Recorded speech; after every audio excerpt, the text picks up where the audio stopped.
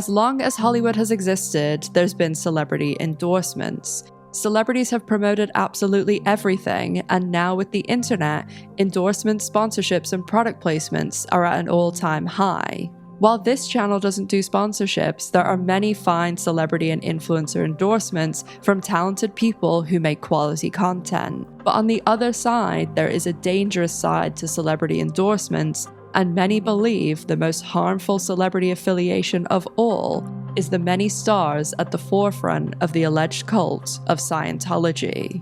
Scientology claims to be a religion and has had many famous stars from both the small and silver screen as members over the last several decades. Scientologists claim they are saving the planet, and they all fanatically agree their most important member, who is leading them in this endeavor, is the box office star Tom Cruise. Scientology is infamous around the world for its strict rules, ruthless methods, treatment of its own members, and closely guarded questionable beliefs. Scientology's beliefs are so bizarre that when they were first explained in the media, a message had to be affixed to the screen to let viewers know that they really were the beliefs of Scientologists. With the evolution of the internet, former practicing Scientologists have been able to share their horror stories, with scores of former members speaking out of the alleged abuse and atrocities they endured, with many only being able to break free from the group by literally running away and escaping in the trunk of a car. So that's what we're going to be talking about today: Scientology and its most famous members. We'll be diving into the history of Tom Cruise and his involvement with the church, including all of his relationships and the unbelievable ways his ex-wives and girlfriends had to extract themselves from both Cruise and Scientology's clutches, with some not being as lucky as others. I'll even be sharing my own dealings with Cruise and the hundreds of Scientologists he used to bring with him at the times that I would have dealings with him. We'll also be exploring the other celebrity members and alleged members of Scientology, and the many attempts Cruise has made to draw in other celebrities, including what has been said in the celebrity recruitment meetings. So sit back, relax, and let's dive in to the controversial, shocking, and twisted world of Tom Cruise and Scientology.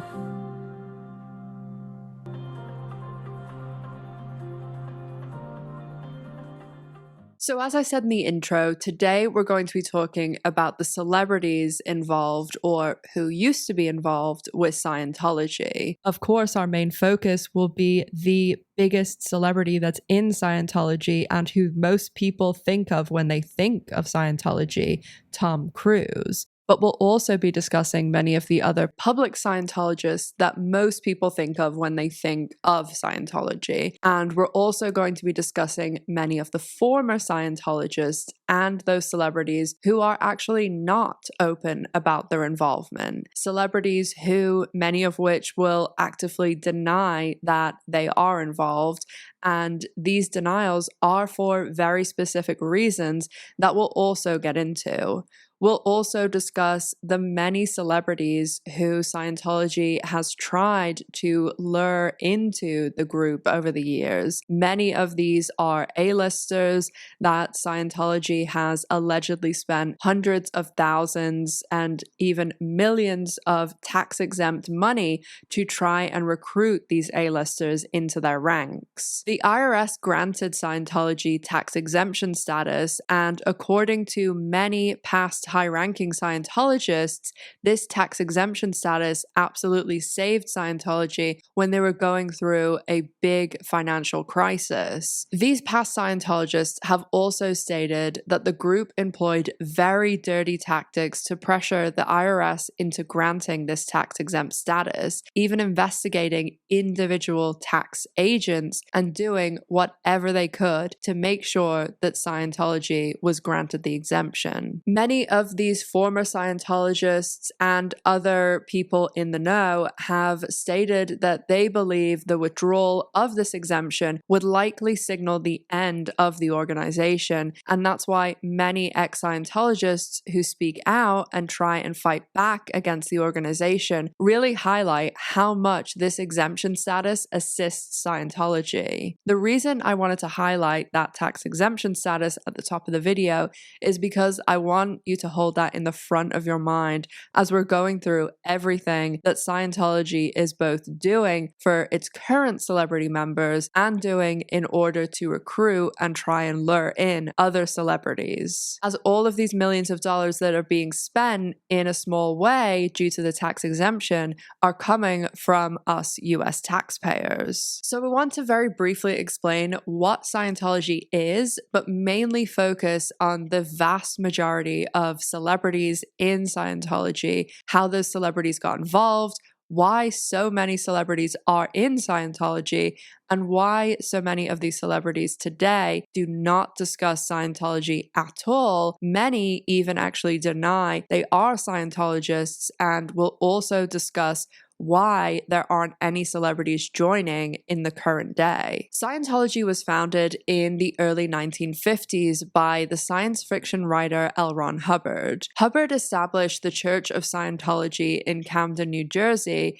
and in 1953, he formalized the movement into a religious organization. Scientology was born out of Hubbard's 1950 book, Dianetics, The Modern Science of Mental Health, and the entire idea and practice of Dianetics is all focused around improving mental well-being. All of this obviously is according to Hubbard, but Dianetics focuses around the concept of the reactive mind, a part of the mind that stores painful memories or traumas, and he refers to these as engrams. According to Hubbard, these engrams negatively impact behavior and mental health, and the goal is to clear through the process, and you do this through something called auditing. Auditing involves a trained auditor guiding a participant, also known as a pre-clear, through their memories to identify and address their engrams. All of that is built around achieving the coveted state of clear,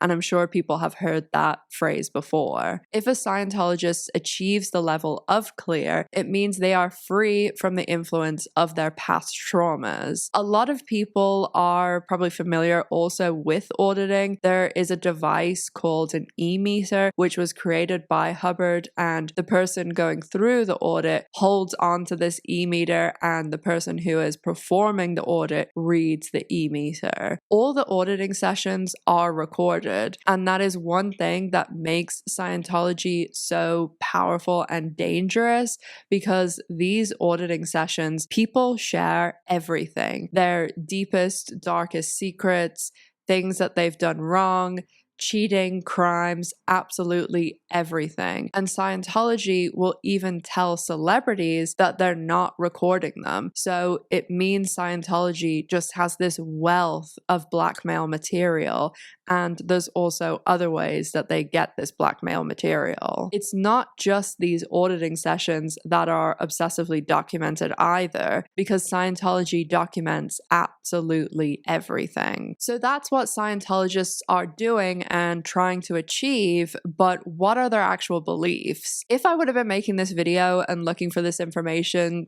20 years ago, it would have been pretty impossible to find, as Scientology not only guards their beliefs and really anything about the organization so much that not even some of their own followers could answer that question. Scientologists must reach a certain level to have their beliefs revealed to them. Scientology works off a scale called OT, operating thetans, and in order to move up the bridge, as they call it, you need to be able to pay hundreds of thousands and sometimes even millions of dollars. While we can answer the question now, what do Scientologists believe, lower ranking Scientologists today most likely couldn't, as all Scientologists, no matter their rank, are really strongly discouraged from using the internet, watching TV, looking at anything outside of Scientology, and many of them have their phones and devices checked by higher ranking members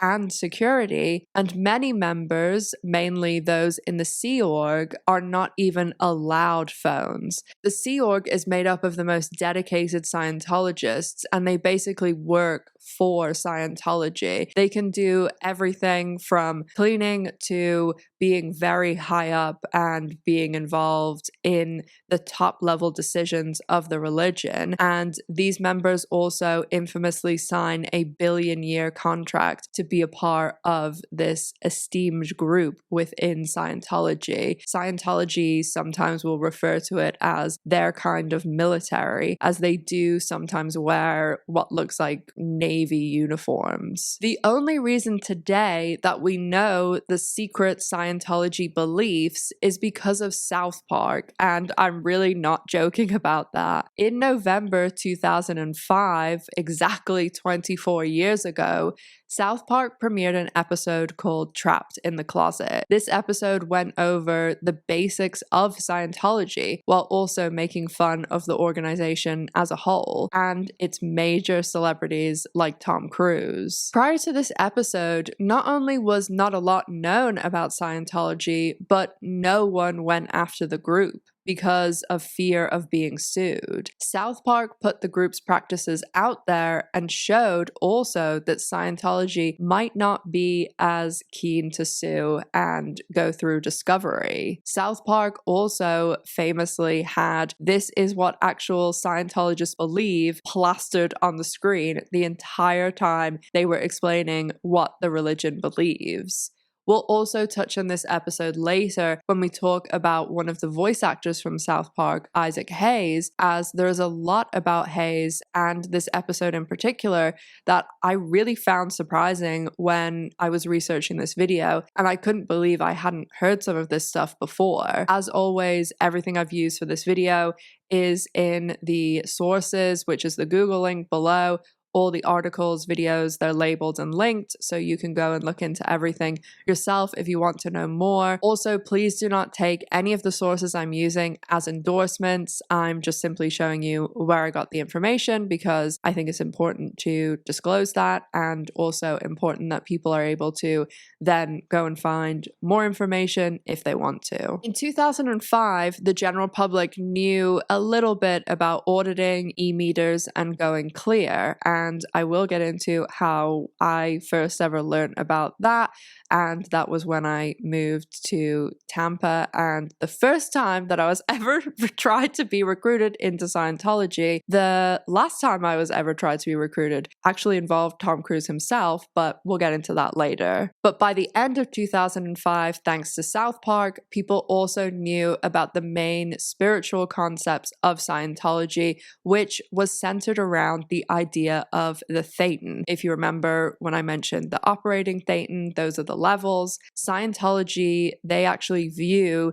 this Thetan as an immortal spiritual being and is considered to be the true essence of an individual. And they also believe these are some sort of ghost aliens. They believe that each person is individually a Thetan or has a Thetan in them, and that is the core of someone's identity, distinct from both their body and mind. They believe that these Thetans are immortal beings who have lived through many past lives and will continue to exist beyond physical death. They don't believe that a Thetan is like a person where you live and die. It's you have a Thetan in you and I'm a Thetan using this body, and then when I pass away, I just am that same Thetan in a different body. They say that as Thetans experience life, they accumulate traumatic memories, and these are the engrams that they are trying to clear through auditing. When a Thetan confronts and clears their engrams, it leads them to greater spiritual awareness and liberation, and it allows them to regain an understanding of their eternal nature and abilities. According to Hubbard, the reason these Thetans, or to say the Thetans that are in people, are unaware of their true nature despite being amazing, powerful entities, apparently, is because of a past event he calls the Wall of Fire. Hubbard said that this Wall of Fire caused a significant spiritual decline for the Thetans, and it was this catastrophic event that made many Thetans unaware of their true form. This concept of Thetans is why that Scientologists believe that the leader, L. Ron Hubbard, will return one day, and it is why they still, to this day, pay someone full-time, or don't pay them very much, but we'll get into that later.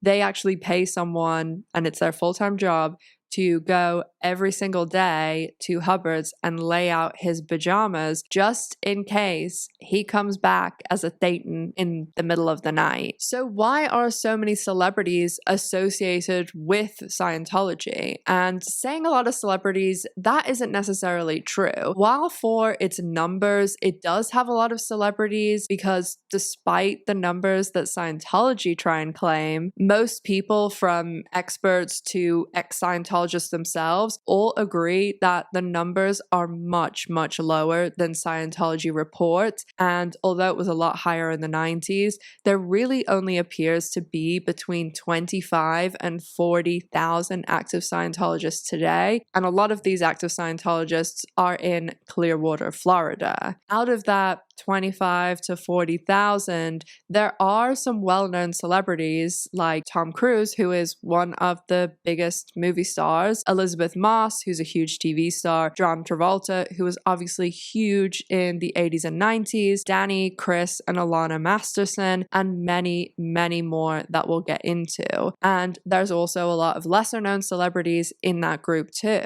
However, it's also important to note that many celebrities have left over the recent years. Leah Remini is probably the most well-known, as she is the most outspoken, and we'll be talking a lot more about Leah later. Laura Prepon, John Stamos, Jason Lee, and a lot of others. While some of these big stars do remain, Scientology is not able to recruit celebrity members due to the fact that most people define the group as a cult rather than a religion. The reason there are a fair few celebrities in relation to the size of Scientology and why there are so many attempts to recruit is because of something called Project Celebrity. The project was launched all the way back in the 50s when Scientology was first started, and this was launched under the direction of Hubbard himself. Project Celebrity's aim is not only to recruit celebrities, but to use the fame of those that had been recruited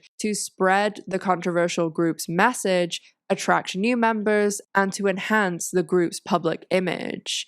In the past, the group focused on building relationships with actors, musicians, and other public figures, and very much encouraged these celebrities to participate in Scientology activities, publicly endorse the teachings, and just in general talk about being a Scientologist. It's why in the 80s, 90s, early 2000s, you would see Tom Cruise jumping on Oprah's couch or attacking Brooke Shields and openly talking about Scientology. John Travolta making movies like Battlefield Earth that's all about Scientology, basically. And other celebrities like Kirstie Alley, Danny and Chris Masterson, Laura Prepon, Juliette Lewis, and Leah Remini, all actively in the press discussed being a Scientologist and how much it meant to them. In the past, a lot of these celebrities weren't just outspoken advocates promoting Scientology, but they also used their fame to defend it. People like Tom Cruise and John Travolta are the most visible aspects of Scientology. Outside of places like Tampa, Florida, for example, where there's a lot of Scientologists, most of the general public don't really know anything about Scientology. And if you ask someone on the street, what do you know, most people are going to think of and say, oh, Tom Cruise is in it, or one of the other celebrities. And these celebrities also have enormous platforms to challenge public criticism of Scientology, and absolutely, until very recently, they used all of these tools at their disposal to promote Scientology on a global scale. So what it comes down to is that these celebrities serve as basically spokespeople, helping Scientology to appear more credible and appealing. Scientology and its leaders do everything they can to ensure that these celebrity members have very positive experiences. They offer them personalized services, special treatment, they have celebrity centers, they have staff at their homes that their full-time job is doing everything for these celebrities, and the money comes out of Scientology. And even things like when they go into the actual Scientology centers, they have separate entrances and separate rooms and separate dining areas. But we'll get into much more of the special treatment celebrities get in a little bit. You'll notice there I used a lot of past tense, and if you're younger, you may even be thinking, what are you talking about? These celebrities never speak about Scientology, because things have certainly changed from 2005 when Tom Cruise was jumping on Oprah's sofa or telling interviewers it was a privilege to be a Scientologist. It seems the more people found out about Scientology, the worse Scientology's reputation became. This desire to have famous celebrity members has also kind of backfired on them, as when these famous members leave, everyone wants to know why. And one in particular, Leah Remini, has been a huge thorn in Scientology's side. Leah has used her large platform as a celebrity to speak out about Scientology, even having a show, a podcast, a book, and several other endeavors that have given her a wide audience that now has been educated about the harms of Scientology. In addition to the former celebrity members being a trouble source for them, the internet has also contributed to their dwindling membership, because it's not only hard for them to recruit celebrities at the moment, but it's also hard for them to recruit non-famous members, because all of Scientology's controversies and allegations have become so well known. On social media and the internet, people are able to go and educate themselves about Scientology and their practices, and it's also given their former non-famous members the ability to go on platforms like YouTube and tell their story about everything that they went through when they were in the religion and what they had to face to get out. Some people have even told stories about running away and being chased down at bus depots, or even hiding in the trunk of a car to try and escape. Even if you look at some of the celebrities that we've mentioned in this video already, like Leah Remini, Lisa Marie Presley, Giovanni Ribisi, Ethan Suplee, Danny, Chris, and Alana Masterson, all of them became Scientologists when they were children and were raised in it. And many of the Scientologists today who seem to make up the religion were also born in it, according to many ex-Scientologists. So now I want to discuss these celebrity members, their many ties to the church, and also the other celebrities that Scientology has aggressively tried to recruit, even allegedly spending millions of dollars, tax-exempt dollars, to try and lure in people like David and Victoria Beckham, Brad Pitt, and Jim Carrey. We're going to use Tom Cruise as a timeline to discuss this, because he is not only at the forefront of Scientology, the biggest celebrity, but he also is the person who is in charge of the other celebrities in Scientology, and is the person who very aggressively tells the celebrities that you need to be bringing in more famous people into Scientology. Tom Cruise is so well known that I'd be really surprised if anyone who was watching this video didn't know who he was, because he is a huge Hollywood star. And also, if you know anything about Scientology, it's that Tom Cruise is a member. Tom Cruise was born Thomas Cruise Mather, and he was born on July 3rd, 1962 in Syracuse, New York. His films have grossed over $12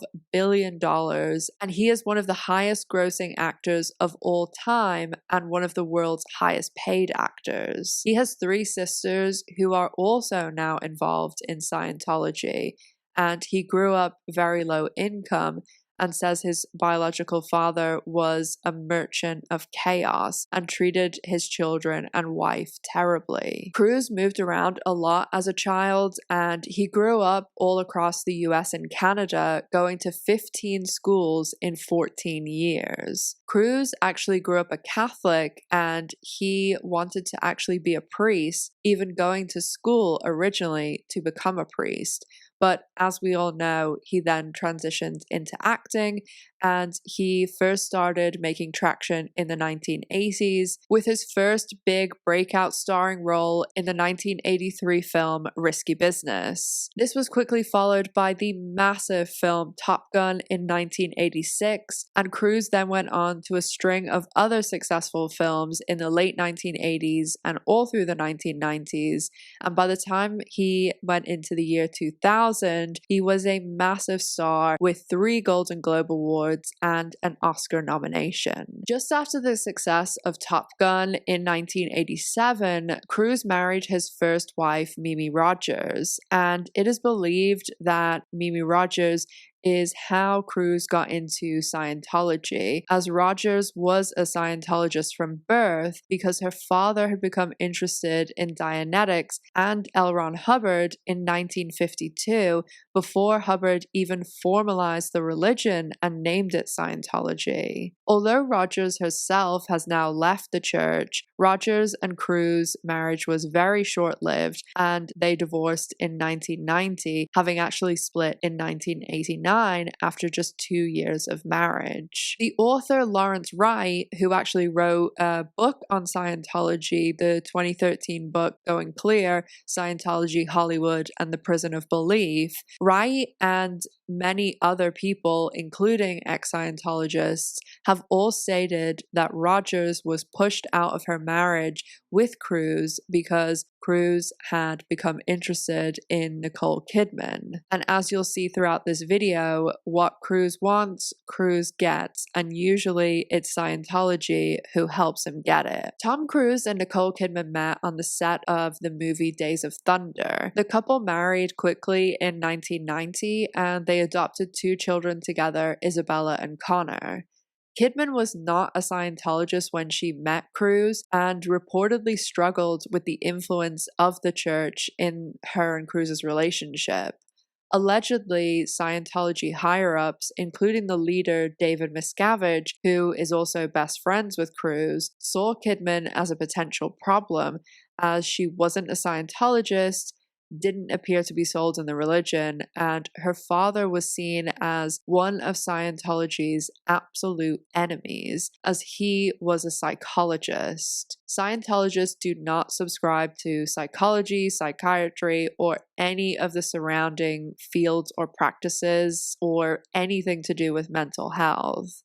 They loathe, especially any form of medication, usually anything prescribed for psychological disorders, chemical imbalances, or neurological disorders. They absolutely despise it. And it's not just those medications, as we'll get into when we talk about how they lured in and damaged 9/11 responders, and that was led by Cruise and Danny Masterson, but we'll get to that in just a minute. They believe all medications like antidepressants and ADHD meds should be banned, and they believe psychiatrists are murderers, and that is not hyperbole. That is what it says in Hubbard's teachings.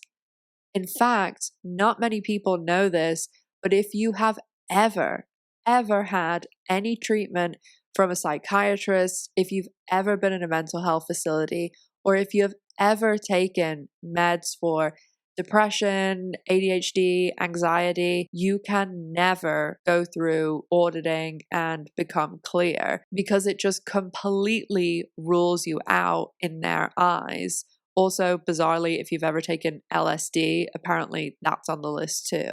The higher-ups in Scientology actually have tasked a lot of people within the organization before to look into all of the texts from Hubbard and all of the teachings to try and find something that they can circumvent this no medication in your past or no sort of mental health therapy or anything in your past, because when they were looking for this loophole, it was because they were trying to lure in more celebrities, and they found that the vast majority of celebrities had either been to a psychiatrist and or taken meds. Specifically Mike Rinder that we spoke about, and also Claire Headley, who is a former higher-up executive within Scientology. They both have spoken about trying to find this loophole workaround when they were trying to recruit Jim Carrey for Scientology. And we'll get more into their attempted celebrity recruitment tactics in just a minute. So a minute ago, I just referenced the 9/11 survivors, and I just wanted to provide some details about that.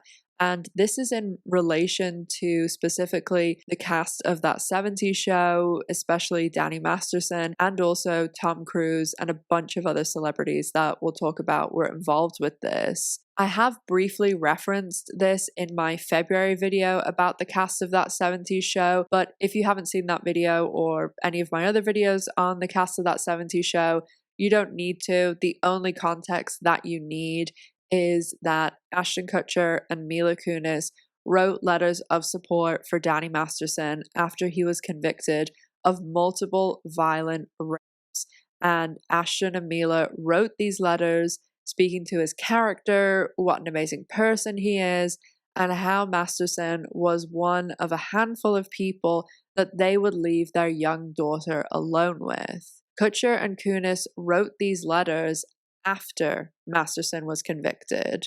In these letters, they make reference to many things about Masterson's wonderful, in their opinion, character.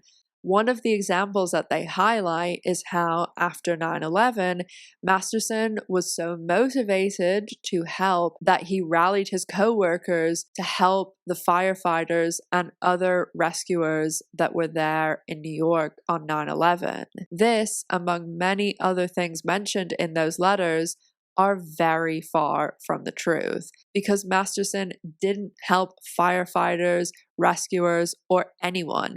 He actually harmed these brave firefighters and rescue operators who ran in to help on 9/11. Tom Cruise was leading this with Masterson, and Masterson also brought in fellow Scientologists like his brother Chris Masterson, Juliette Lewis, and Michael Pena. Michael Pena's wife was also involved, Bree Schaefer, and she is very close friends with Danny Masterson. She actually started as his assistant, and then Masterson helped her get a lot of jobs and move up the totem pole. Leah Remini has also spoken a lot about her, and she also had a lot of property and assets put into her name before Masterson went to trial. Of course, Masterson also brought in Laura Prepon, who was close friends with him, a co-star on that 70s show, and she was dating his brother Chris at that time. Masterson brought in his other That 70s Show co-stars, always with the exception of Topher Grace, who thankfully now people have realized why Topher Grace did not want to be involved with Danny Masterson or Ashton Kutcher or Wilder Valderrama or any of these people.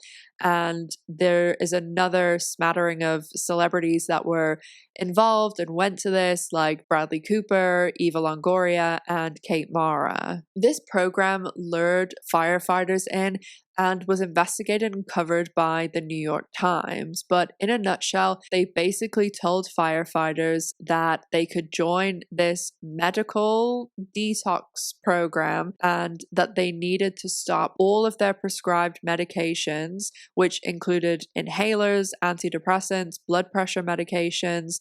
They needed to stop everything because they were going to be given medication from this medical detox clinic that would take care of everything.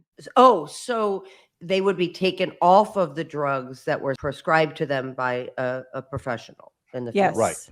Right. That's what they were doing in the New York Detox, the Tom Cruise front group that I supported at the time. These men and women, first responders, were getting off of the drugs that they desperately needed. They gave them a pill that today people still aren't sure what exactly was in this medication, but they are believed to have contained niacin, which is just pretty much vitamin B3.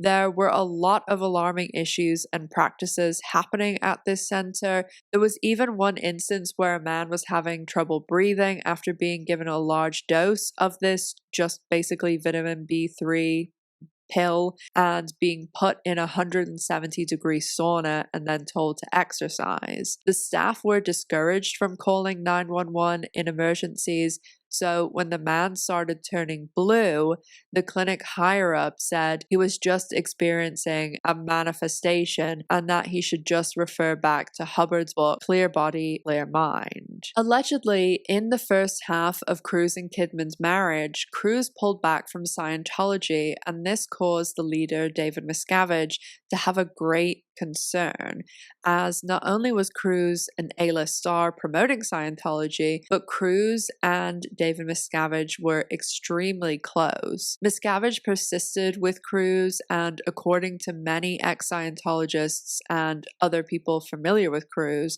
it was Cruise's intense commitment to Scientology that created tension between Cruise and Kidman. Former Scientology higher-ups like Claire Headley and Mike Rinder have spoken about what was going on behind the scenes quite a lot with Cruise, and they spoke about how while Cruise and Kidman were married, Scientology allegedly tapped Kidman's phone, unbeknownst to Kidman herself, of course. According to a deeply researched and very detailed article from Vanity Fair, Kidman did make it to OT level 2, which is just one level before the aforementioned wall of fire. OT level 3 is when you're allowed to be given this information about the Thetans.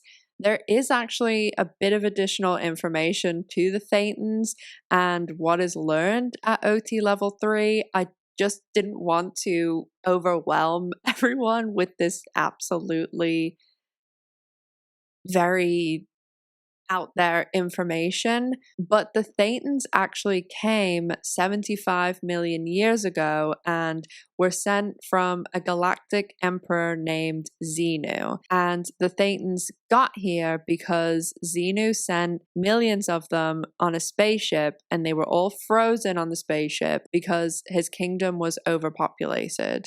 So Xenu sent them specifically to bases of volcanoes on Earth, and the volcanoes were hydrogen bombed, and so then the Thetans were unfrozen and thrown around the Earth, and then the Thetans basically found humans and decided they were going to use the humans as hosts, containers, and that's how we get our Thetans, allegedly. Cruise and Kidman divorced in 2001, and a very famous picture was taken of Kidman after divorcing Cruise, which I'll put on the screen, obviously. After the divorce, Kidman distanced herself from Scientology. At the point of divorce, the priority for Scientology became obviously Cruise and also securing the loyalty of Kidman and Cruise's children, Connor and Isabella. Many ex-Scientologists believe that Connor and Isabella were effectively turned against their mother. They were instructed by Scientology that Nicole Kidman was an SP, and an SP is a suppressive person, someone who is considered an enemy of the Church of Scientology. They view SPs as suppressive personalities who are trying to prevent good things from happening. Although Scientology has never publicly labeled Nicole Kidman an SP, many ex-Scientologists believe this lack of public label and Scientology not going too hard against her is because Kidman has not publicly trashed Scientology and doesn't speak about it in the press. Most people believe Nicole Kidman doesn't speak about Scientology or bash them because it would probably hurt her children, as they are still to this day very active Scientologists and very involved with the church. In her book, Leah Remini described being in a car with Cruise and Kidman's children and asking them if they saw their mother, and Isabella's response was, "Not if I have a choice. Our mother is a fucking SP." After his divorce from Kidman, Tom Cruise complained to Scientology he could not find a girlfriend, and people within the organization were tasked with finding him the perfect one. They wanted the woman to be within Scientology preferably, as it would stop a lot of the issues that had arisen with Nicole, and it would hopefully get Cruise even more cemented within Scientology. This certainly doesn't seem anything out of the ordinary for Cruise and Scientology, because according to every Scientologist ever, ex-Scientologist ever, who's spoken out about Tom Cruise and what seems to be going on within the organization, is the fact that Tom Cruise has an army of Scientology Sea Org members running his house, his team, doing everything for him, treating him like he's a king. They all even salute him, and everything is paid for by Scientology, and this is justified by David Miscavige, the leader, saying that anything that Tom Cruise does promotes Scientology. So that's why his entire existence and security and cars and everything is paid for by Scientology, and it's tax-exempt money. The first was with Penelope Cruz, and the second was with Nazanin Bonadi. The relationship with Penelope Cruz, was straight after Nicole Kidman, and they met when co-starring in the movie Vanilla Sky.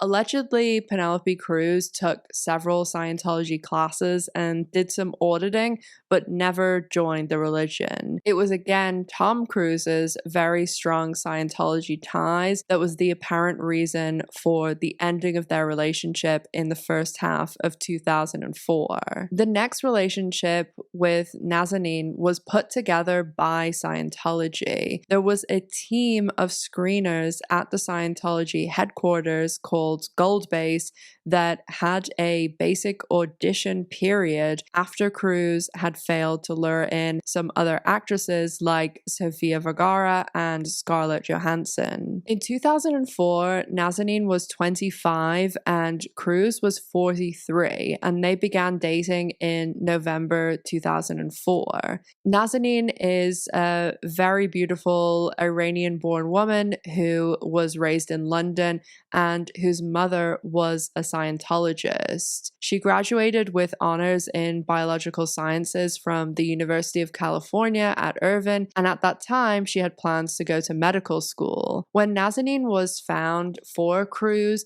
she did actually have a boyfriend who she brought into Scientology. So obviously, in order to date Cruise, he had to go. To get Nazanin to break up with her boyfriend, a Scientology official showed her his confidential information from his auditing files.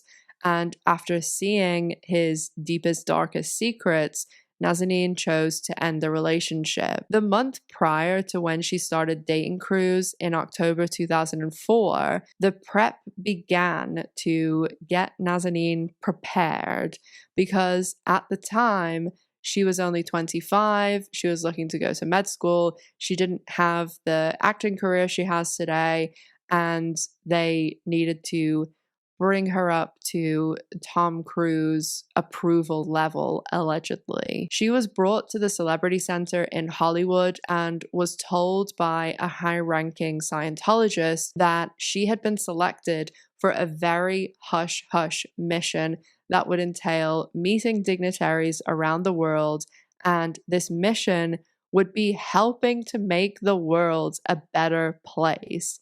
There was no mention of Cruise or dating or anything. That is what she was told, allegedly. Nazanin was very involved in Scientology at this time in her life, and she had already surpassed the wall of fire and was an OT level 5, which was seen as doing quite well as she was only 25. Her month preparation involved being audited every single day and, of course, disclosing her deepest, darkest secrets, including every aspect of her intimate life. There were apparently a lot of things that someone could disclose in these sessions, one of which was if they'd ever been involved in a threesome. Along with auditing, Nazanin got a full makeover. She had her braces removed, even though they shouldn't have been removed for another 6 months. She had red highlights in her hair, and they had them removed because, according to one of the sources for the Vanity Fair article,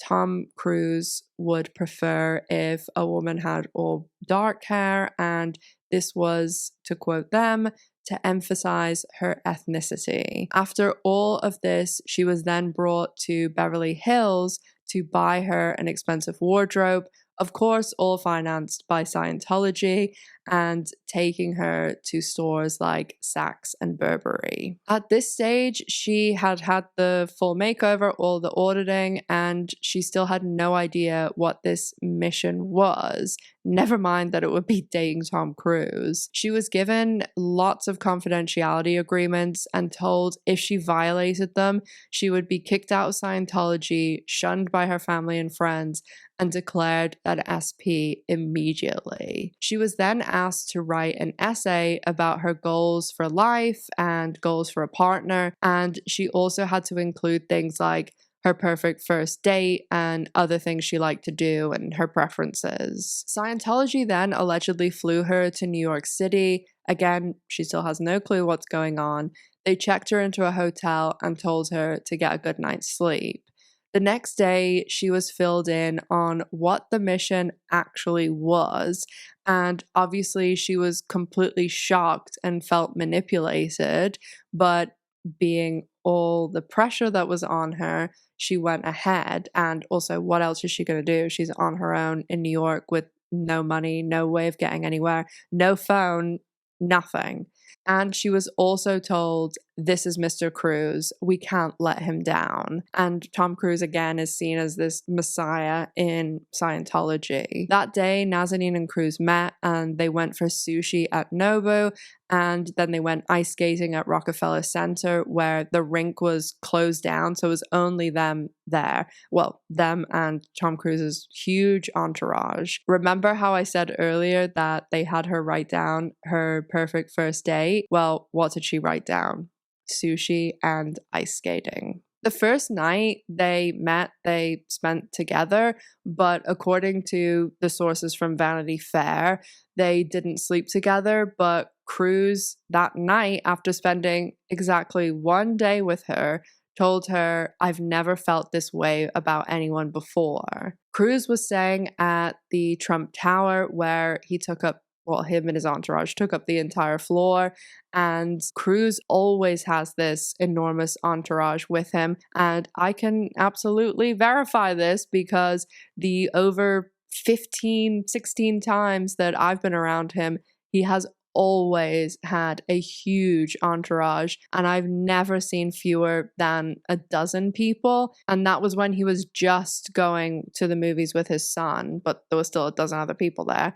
And I have seen him with well over 100 people, but put a pin in that for later. So the next day, the second day that they've known each other, he takes her to the War of the Worlds set and brings her around to basically kiss her very publicly in front of other people working on the movie. There's like hundreds and hundreds of people, crew, extras, and according to these sources, he just keeps going from gathering of people to gathering of people and having all these big public displays of affection again one day after they've met. I really do recommend the Vanity Fair article. It's really long and goes into a lot of detail about all of Cruz's relationships, but especially with Nazanin. The amount of control that was applied to Nazanin is horrendous. They really isolated her, wouldn't let her speak to anyone else. She had to be with Cruz every moment, and if there was anything she did that Tom Cruise didn't like, he would report her to a member of staff. Cruz actually reported her the first time she ever spoke to him. He had just received this made-up Scientology Freedom Medal of Valor, and when they met, she said, "Very well done." He took this as not being gracious enough, and he also said it implied that he was her junior. Nazanin at this time was completely isolated, and her only source of funds was a credit card that was in Cruz's production company's name. Cruz was also at this time making plans to have her incisors filed down. This was, again, like weeks after they'd met. And they actually then, at the end of the year, went on vacation with David Miscavige and his wife, Shelley. One of the days, Nazanin had actually injured herself falling off a snowmobile, and she was in a lot of pain. She was also having a lot of pain from her menstrual cycle, but Cruz had told her, suck it up, basically, and that he needed her to entertain the Miscaviges. When Nazanin was speaking to David Miscavige, he said something that she didn't quite understand because it was an American accent and she's grown up in the UK. And she said, "Excuse me," as in, "Excuse me, like, what did you say?" And Cruz was livid when he heard this. I will say, as someone who is Irish and lived in Ireland and the UK until I was 16 and then moved to America, I think both of the "excuse me" and the original "very well done" are little lost in translation issues, because there are so many little nuances to American English and British English that there absolutely are little things like this that can make either side sound a little bit rude to the other side, and it just doesn't make sense or isn't used in the same way. And they're little small things like that. American friends of mine will always love when I say little phrases like, "Oh, I got those tickets sorted," because sorted isn't really used like that in America. And it's the same the other way around when I'm in the UK and I say something like, "Oh, I'm going to the gas station."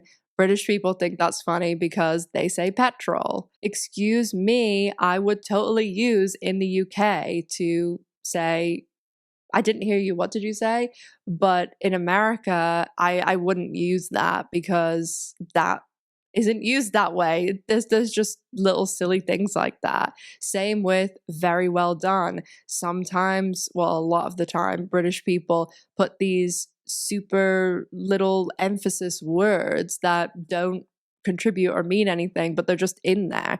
They'll say things like, "Oh, I took my wee cat down the wee road to get their wee injections." And that doesn't contribute anything to the sentence, but it's just the way they talk sometimes. But as I said, Cruz saw this as an absolute disgrace, and he pretty much ended the relationship over this. He saw this as Nazanin disrespecting his best friend and the leader of Scientology. Nazanin was told to pack her bags and move into the Celebrity Center in Hollywood, and Tom Cruise didn't actually break up with her himself. He had staff members then do it when she was leaving the house. Cruise, apparently, according to these staff members, was not to be disturbed, so that's why they were doing it. After moving into the Celebrity Center, she was quickly taken across the country to Scientology's mothership, the Flag Building in Clearwater, Florida. She was told she needed to atone for her errors. she wasn't allowed to mention her relationship with Cruz to anyone. And while she was in Florida, she was so upset by how her life had been really derailed by everything that she actually broke down one day and told a friend everything that had happened. This friend immediately turned her in and wrote a knowledge report on her. Knowledge reports are created by Scientologists when they believe another Scientologist has done something wrong. They will turn in this massive detailed document that reports everything that they believe is a transgression that the other Scientologist has committed.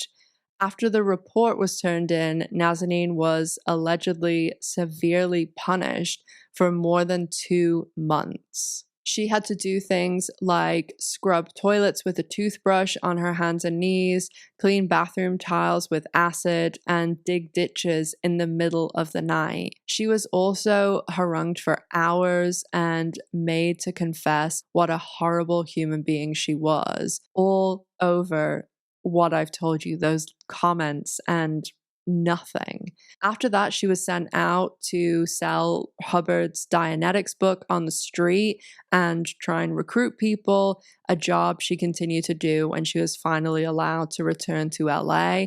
That was actually my first ever interaction with a Scientologist, and this was literally 3-4 weeks after I moved to Tampa in the summer of 2004. So the South Park episode hadn't even come out.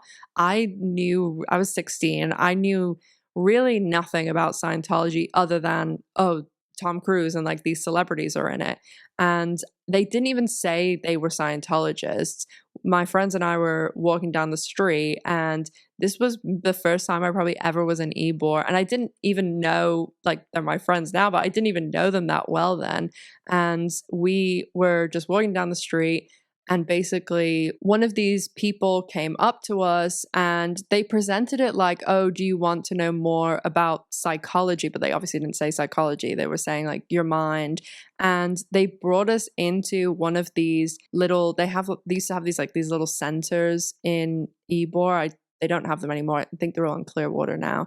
And they brought us in, and there was a small room at the back that had like a projector screen, and there was probably 5 of us, and they put us in there and basically closed the door, turned off the lights, and put this movie on it. All I remember about it was like the first 10 seconds was a football player that got knocked unconscious, and that's all I remember, because then we were like, oh my God, we're like locked in this room in the dark.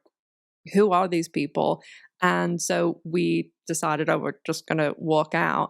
And we're like, open the door to walk out of there was like the main room. And so we're walking out, and they're like calling after us.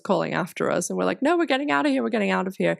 And we had no idea that they were Scientologists, but they'd given us like Dianetics or some sort of leaflet, and then we like ran around the corner and went into a cafe, and then we like looked at the leaflets, and one of my friends was like, oh my God, that was a fucking Scientologist. And I was like, what? And then that's when I learned, oh, this is like the Scientology capital of the world. So, and I had many, many, many more but many more interactions with them, including all of my interactions with Tom Cruise, which we'll talk about in a few minutes. Ex-Scientologist Mark Headley said that for the 3 months that Cruise and Nazanin dated, Scientology staff and Cruise were still looking through these audition tapes for Cruise's future partner. A few months after Nazanin and Cruise broke up, in May of that same year, they broke up at the end of January, Cruise went on the Oprah Winfrey Show and declared his love for Katie Holmes, saying he had never felt this way before. This appearance on Oprah went the 2005 version of viral because just a few months before, in February of 2005, the very platform that we're on right now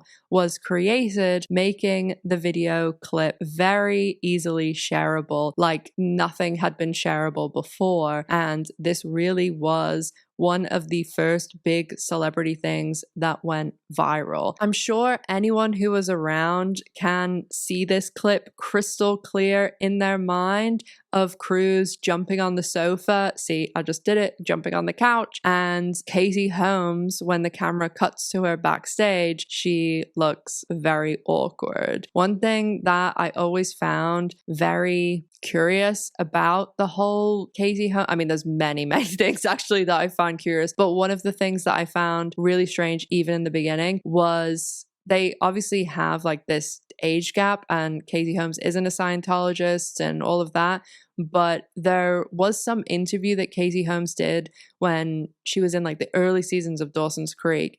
And in the interview, they basically asked her who she had like as a poster in her bedroom. And she said Tom Cruise. Any other situation, I would say there's no way that played a role or something. But honestly, I wouldn't put anything past Scientology that there's even the possibility that someone saw this and thought, oh, this is a younger brunette that he would probably like, that we can rope in. So who knows how they came up with the option of Katie Holmes, but that's what we're going to dive into next, because things go really off the rails when it comes to Katie Holmes. And this is also the time period where, according to Leah Remini, Tom Cruise was getting really aggressive and angry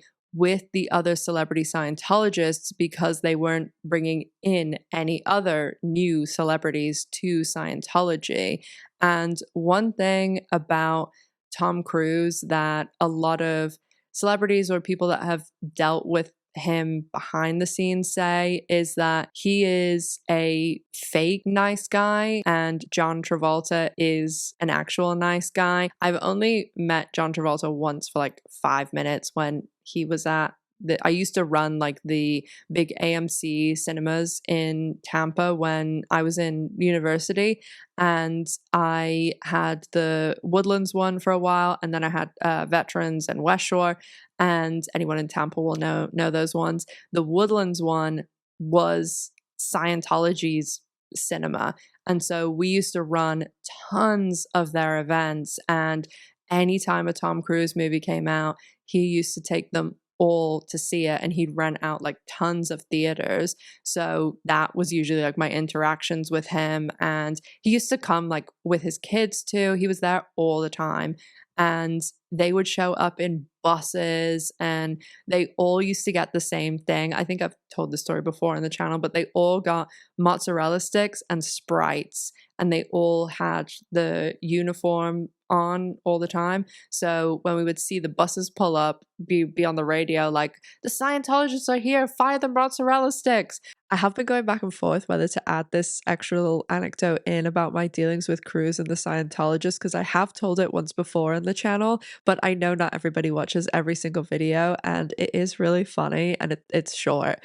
But this happened my first or second day, I can't remember which, and I wasn't actually in charge yet. This is when I was training, and it happened at Woodlands, which is the Scientology cinema where they would all go. They always rented out our theaters constant. Every time a Tom Cruise movie came out, they were there, and they would rent out multiple theaters. That's a 12 screen cinema, and they used to rent out like 8 of them. This was happening when the theaters were all going through the transition from old school like film reel to going into just like digital, and it being just a thumb drive. So in case you have never been like upstairs in a movie theater, they have the big massive projectors, and these like the ones with reels, like this is what's called a trailer pack. So this is actually the first Hunger Games. And what the Scientologists used to do is, because they were there like just want to watch the Tom Cruise movie, so they would all go into the theaters, and what we would do is we would have maybe like 2 or 3 copies of the movie, and we would connect all the projectors. So you would hit run on one of them, and it would literally be, I mean, today kind of like, oh, casting, you know, it's playing the same thing. And in a movie theater, obviously, like the booth is upstairs. It's really big up there, and there's like not much up there apart from reels. And so the Scientologists come in, and this is when like everybody's explaining to me like, oh, you know, the Scientologists come, and like, you know, it was Tom Cruise. It was like cool too. You can tell that he enjoys being the center of attention and stuff. And I mean, like, don't we all, honestly? So he was, again, very, very nice. And so they all went into the theater and everything's going fine. We're all like standing in like this concession stand, and we're all standing like in front of it, and they're again like explaining everything to me. And we just hear over the radio like manager like shouting, shouting, shouting. And we're like, what the hell's going on? And the one of the managers is everything okay? What's happening? And you could just hear one of the kids like absolutely like panting. I started the wrong movie. I started the wrong movie. They had started the movie Zach and Mindy Make a Porno, and obviously they were not impressed with that. But the reason it wasn't cool, and this actually answers a question that Louis Theroux and Joe Rogan were talking about. Joe Rogan asked, or like was just kind of mentioning this to Louis Theroux when he went on Joe Rogan's podcast for talking about his Scientology movie. And they were talking about movies and things like that. And Joe Rogan was like, oh, I wonder if they watch the trailers. They don't. They asked to have them removed. And so the kids like younger people, a lot younger people work at the movies. And so they normally will start the movie and they'll stand there and watch it for a few minutes. And a lot of the time the managers will also go in. It usually will be like, oh, this is the Twilight Breaking Dawn Part 2. The Hunger Games trailer should be on this. Okay, it is. Good to go. But Scientologists asked to have the trailers taken out. They asked to have everything removed. So it's just the movie. So, and that movie starts with a graphic scene. So it wasn't even, oh, it's the credits or something. So it was a disaster, but luckily it was only in a few of them. It wasn't in all of them, but they were fine. They were fine eventually. Like it wasn't anything too bad. They did stop it like pretty much straight away. But from the next time onwards, I was always dealing with that. And so Tom Cruise would always deal with me and like all the other Scientologists. Again, was very nice to me. And this is when I didn't know as much about Scientology. I just kind of knew from living in Tampa. And again, this is like pre Leah Remini, pre her show, pre everything.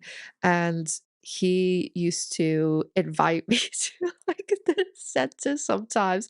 Other people that were like all the Scientologists were there in their uniform, and they would give me little pamphlets and things. And yeah, it was a very, very interesting side note to working there. And I'm going to add one of the tiny, tiny, very short anecdote. Short. Tom Cruise is not short. Everybody's like, oh, he's like this really tiny guy. He's really not. I mean, maybe it's because I'm so short. I'm like 5'2". He's like 5'7" or 5'8", which I do not think is short. Yes, he's not 6 foot, but he's really not. He's dated taller women, but yeah, he's really not that short.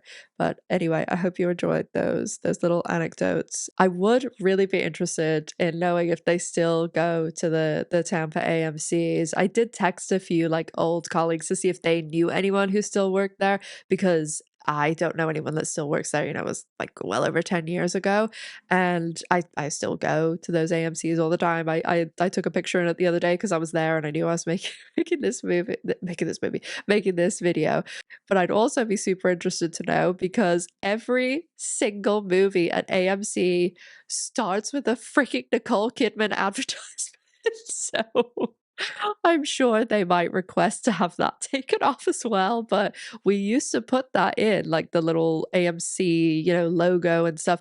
And I'm sure they wouldn't be happy about taking that off. But you know, it's Tom Cruise and they do give a lot of business, so I'm sure they might. But that would be so funny. Can you imagine the first time they sat down and the Nicole Kidman advertisement played? Oh, perfect. Anyway, I've gone off on several tangents within my tangents, but you know what you are dealing with over here. So back to past me. They were always obviously very nice, but Tom Cruise was always super, super nice to me, like really went out of his way. But obviously, seen so many celebrities behind the scenes that there's the mask and then there's what really goes on behind the scenes. So I'm sure my experience with him, because it was in like a public facing thing and he's coming into our business, he was full mask on. But again, according to people like Leah Remini and other celebrities who have been able to take a peek behind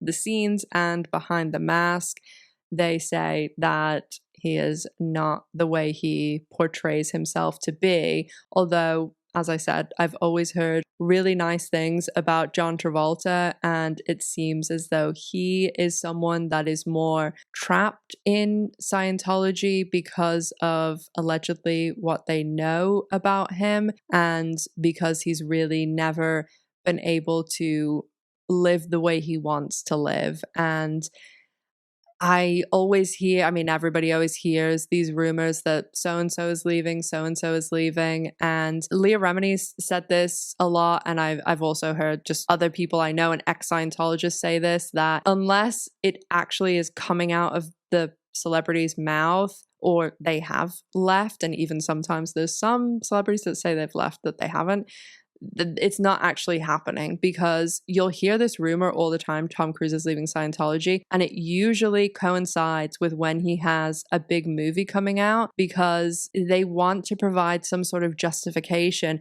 for people to go, because some people look at Tom Cruise and they're like, I don't want to support his movie because of what he's involved with and all of these horrendous things that Scientology is allegedly doing.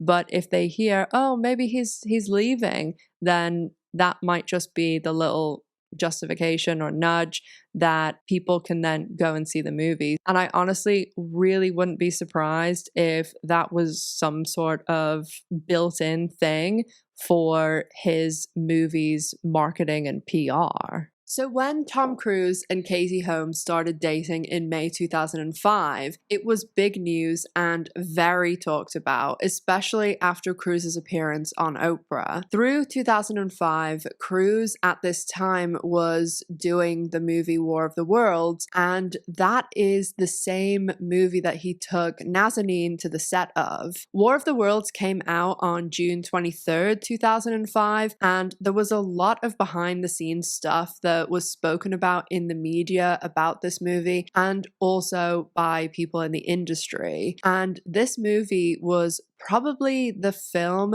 that Scientology invaded the most at that time. There was a lot of tension around some of Cruise's demands, especially the erection of a Scientology tent on the actual set. And they were filming this on the Universal lot, which doesn't allow any sort of religious affiliation like that.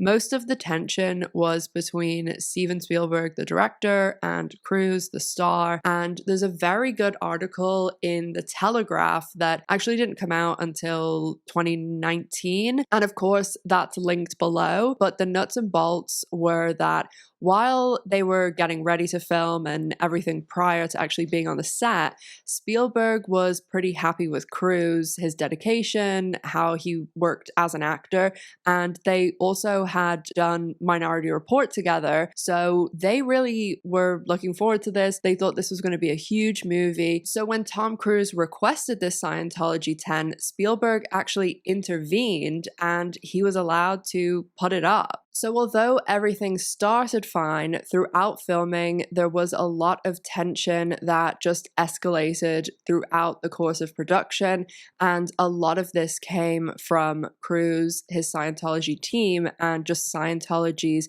general presence on the set. There was two major issues that are mainly referenced, and one definitely happened, and the other has been backed up by a lot of multiple sources that worked on the production. The one that we don't know absolutely that happened was the rumor that Scientology had their eyes set on Steven Spielberg. Allegedly, they wanted to use the production and and Cruise's relationship to bring him into Scientology. And this was allegedly ruined by the screenwriter Paul Haggis, who at this time was a Scientologist. He was a Scientologist for about 30 years, but he has now left and he has spoken out a lot about Scientology. He was a source for the expose book I mentioned in the beginning, Going Clear, which also famously became a HBO documentary by Alex Gibney, who also did the Elisabeth Holmes Out for Blood in Silicon Valley. And Haggis is also in the Alex Gibney HBO documentary too.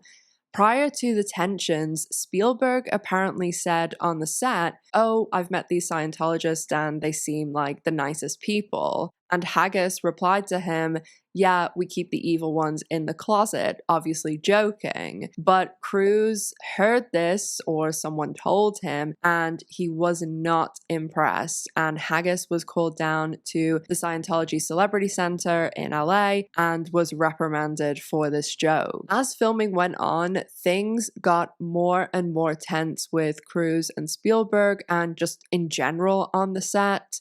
It was a lot of things just building up over time, and there was also just bizarre behavior that Spielberg was witnessing from everything to do with Scientology. And the incident that allegedly soured Spielberg on Cruise, because they have never worked together again after this movie, was an incident where, this is all according to Lawrence Wright, who again wrote the book Going Clear, and Lawrence said in a New Yorker article that one day, within earshot of Tom Cruise, Spielberg had explained to someone else how a member of his extended family had sought out a psychiatrist and was really impressed by the results, and it had really helped them. Several days after this, the Church of Scientology staged a protest outside the doctor that Spielberg had referenced helping his family member. Cruise swore to Spielberg that he knew nothing about this. Spielberg, who is apparently pretty laid back, was inclined to let this go, but his wife, Kate Capshaw, was absolutely furious, and this is allegedly one of the main reasons they've never worked together again. For anyone from my original channel or any of my Grey's Anatomy fans out there, Kate Capshaw is the mother of Jessica Capshaw, who plays Arizona Robbins on Grey's Anatomy, or used to, and Jessica Capshaw actually had a small part in her stepfather and Cruise's first film together, Minority Report. But these issues didn't end when filming ended, because things only got worse when they went into the publicity window of War of the Worlds. As I said, it was War of the Worlds that Tom Cruise was supposed to be promoting when he went on Oprah. And if I asked you when we talked about the Oprah couch jumping, or even when I just said Oprah couch jumping, you definitely don't think War of the Worlds, because he spoke about his relationship the whole time. There was barely mention of the movie. But what is the other most famous Tom Cruise interview?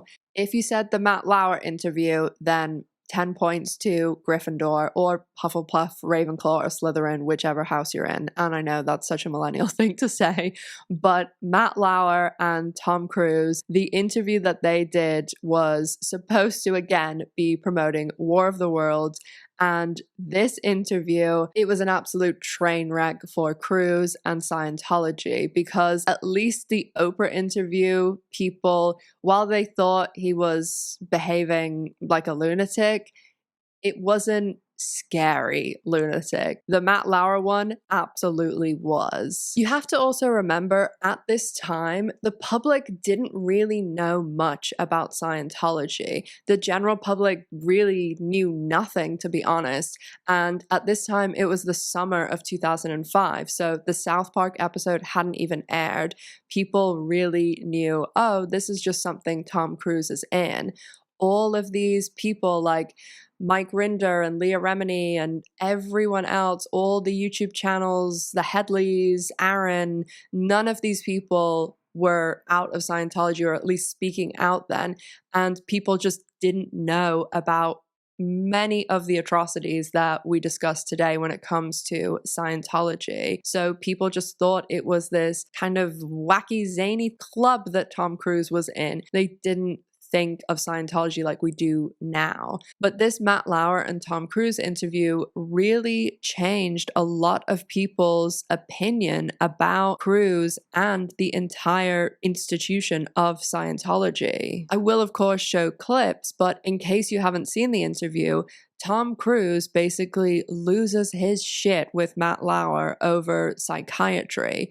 And this was all spurred on by Cruise's previous attack of Brooke Shields. Brooke Shields had spoken out about how antidepressants had really helped her with her postpartum depression. And as this is a medication for something mental health, psychiatry-wise, Tom Cruise absolutely despises this. And as I said earlier, Scientologists view psychiatrists, therapists, anyone in the mental health field as murderers. He first spoke about Brooke Shields and antidepressants, and then he went on to Ritalin and Adderall and any mind-altering medications, as he put it. And he just said they are all horrendous. And the only other little bit of context that you need is this aspect in Scientology called hatting. Scientologists don't really believe in education, as far as I know from listening to ex-Scientologists,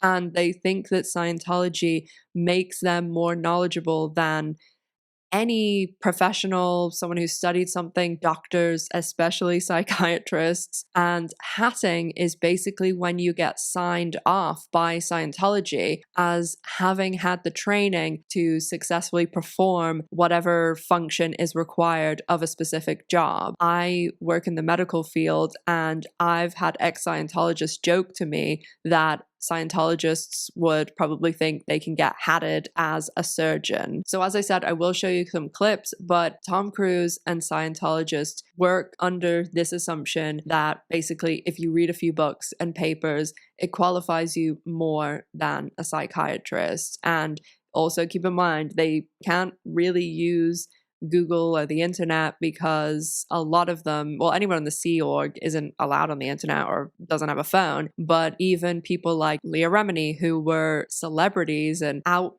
working on the set of King of Queens and all of that, she said that they are just told, do not go on the internet, do not look at these things, because the Scientology higher-ups worry that if people are out there on the internet, they're going to see things like this where we're talking about everything awful about Scientology. The first half of the interview, they briefly speak about War of the Worlds, but it's way more about his new relationship with Katie Holmes.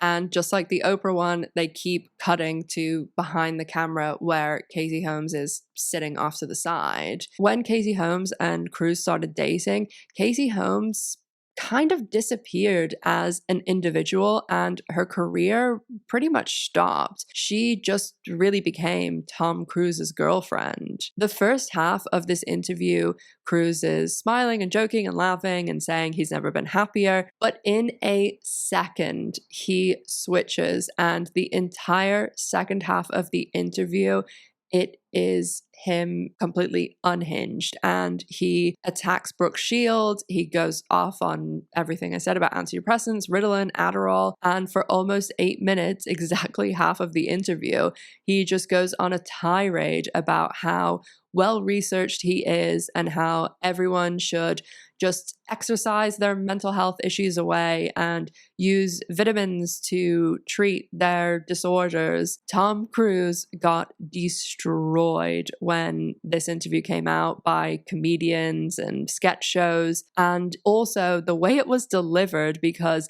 he just kept saying, Matt, Matt, Matt, Matt, Matt, you're glib, Matt, Matt, and he just the way his body language, everything about it, it comes across like a little bit scary the way he's behaving. Of course, this is long before any accusations came out about Matt Lauer, and this is one of the examples of what I mean when I say Please do not take me using someone as a source or an interview or something I'm showing of someone as me approving or endorsing this person. I provide all of the information in the sources so everyone can go and look at all of the information and everyone else, because if every source I used, I included some paragraph about all the information about Matt Lauer and what he did and everything, I mean, everybody knows my videos are long enough as it is, and especially this one, because Scientology has so many insane elements. I think I could do a 10-part series with 2-hour episodes each about Scientology. So War of the Worlds comes out and it made good money, but it wasn't the usual Spielberg juggernaut. And this movie was promoted and spoken about like it was going to be this huge box office record-breaking film. A lot of people also had some discussions around what they thought were Scientology, I don't really know what to call it, like Easter eggs in the film. So this also put people off a little bit after all of the press. And 2005 in general was just not a good year for Cruise, apart from meeting and starting dating Katie Holmes. His 2005 kicked off with all the Nazanin stuff, and prior to all of this bad interviews with War of the Worlds coming out, there actually was another incident, because just a little bit prior, a month maybe before the War of the Worlds stuff, Cruise and David Miscavige and all of Scientology really were up in arms because Cruise had received this Freedom Medal of Valor from Scientology. And this was something that was basically made up for Cruise. Claire Headley, who worked directly for David Miscavige and was very high up, before she escaped, she said that she worked on the video of this ceremony, and she said it was such a huge deal that they actually spent 6 hours just editing a few seconds where Cruise and Miscavige salute each other. So when this video leaks online of Cruise being given this medal and the saluting and the whole situation, it also spread like wildfire, and Scientology was scrambling to take it down. But as we always talk about in this channel, the internet is forever, and especially YouTube had just come out. It was being shared like crazy, along with the interviews a few months later. Scientology has tried to get many of their past videos taken down, ones like this where it's at their events or even some of their classes and things. And this whole they can't really get stuff taken down and the internet's forever is actually the reason why they don't use real Scientologists in their promotional materials anymore. Because can you imagine if they used a Leah Remini in a video, and now because they spend tons, millions and millions on all of their production, and so they spend an absolute fortune shooting 5-10 videos with Leah Remini, and then she leaves and they can never use it again. So that's why now they just don't use any Scientologists that are active, not even celebrities, and they will just use actors and put casting calls out. And that also acts as a way to suck people in, because a lot of actors will come and audition for the parts and they'll be like, oh, look, we have Tom Cruise and we've helped Leah Remini and all these people get their career started. Oh, you don't have to be in the religion. Like, this is just an acting class, and it's just another gateway to get in. I've actually left in the sources a video by someone who got sucked into Scientology this way. They went in originally to get help with starting their acting career, because Scientology had actually put a lot of ads in audition pages and things like that. And so he went and they were showing all the celebrities that were in Scientology, and he joined that way. And his video is really good. So I've got it in the sources below. just prior to the War of the Worlds premiere, there was another disastrous interview, and this time it was with Peter Overton. This one also went viral because Cruise again spoke about Scientology, and he actually went off on Peter Overton, telling him he was out of line when he was speaking about certain elements of Scientology. There was an incident then at the actual premiere of War of the Worlds, and keep in mind this is when Punk'd was really big and celebrities were being pranked at little award shows and red carpets and interviews, and Cruise was being interviewed on the red carpet and the interviewer shot him with a water pistol. He was not impressed and again went completely off on the interviewer and ended up filing a police report about the water pistol incident. So after the summer in 2005, Cruise was not looking very good. He was looking pretty unhinged. Vanity Fair did a cover story in August 2005 that was titled, "Has Tom Cruise Lost His Marbles?" And it's actually next to impossible to find this story now. Then in November 2005, as I mentioned earlier, South Park aired their Scientology episode. So things were really not looking good for Cruise and Scientology. So why was there this massive change in 2005? And why was there a massive pivot after 2005?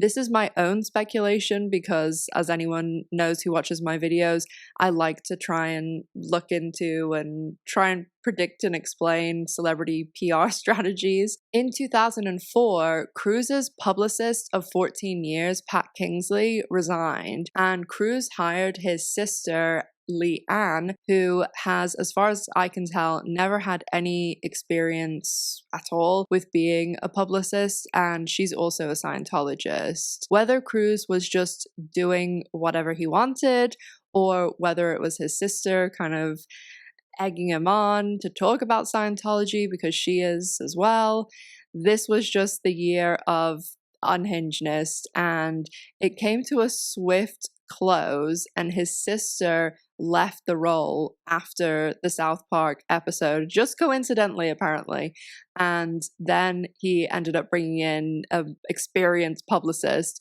Paul Block, and then it was damage control time. Over 2006, Tom Cruise and Katie Holmes were absolutely shoved down people's throats in the sense of, look at us, we're so wholesome, and they had their daughter Suri, and when she was born, it seemed like a lot of the backlash Tom Cruise received from all of these interviews and odd behavior and all the Scientology videos coming out, that seemed to fade away the more and more baby content was pushed out. There were other carefully curated parts to this PR plan as well once the professional publicist was back in control. Cruise surprisingly issued an apology to Brooke Shields, which I'm sure was done through gritted teeth. I know a lot of people actually ask about Tom Cruise's teeth because they notice something is ever so slightly off, but just can't put their finger on it. And in case you've always wondered what it is, he actually has a midline shift, which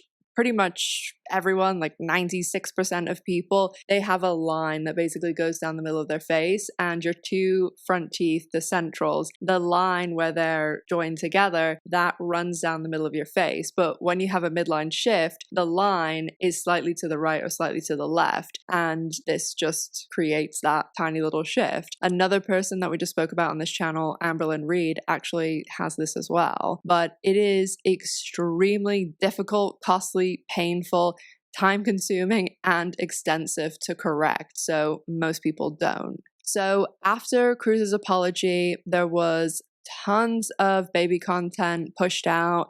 He shut up about Scientology. He desperately, and Scientology and all his people were trying to pull down all these YouTube videos that had gone out about him, especially the Scientology ones. Plenty of stage paparazzi pictures were just flowing out constantly. And he also tried to sue several magazines that were writing stories about him.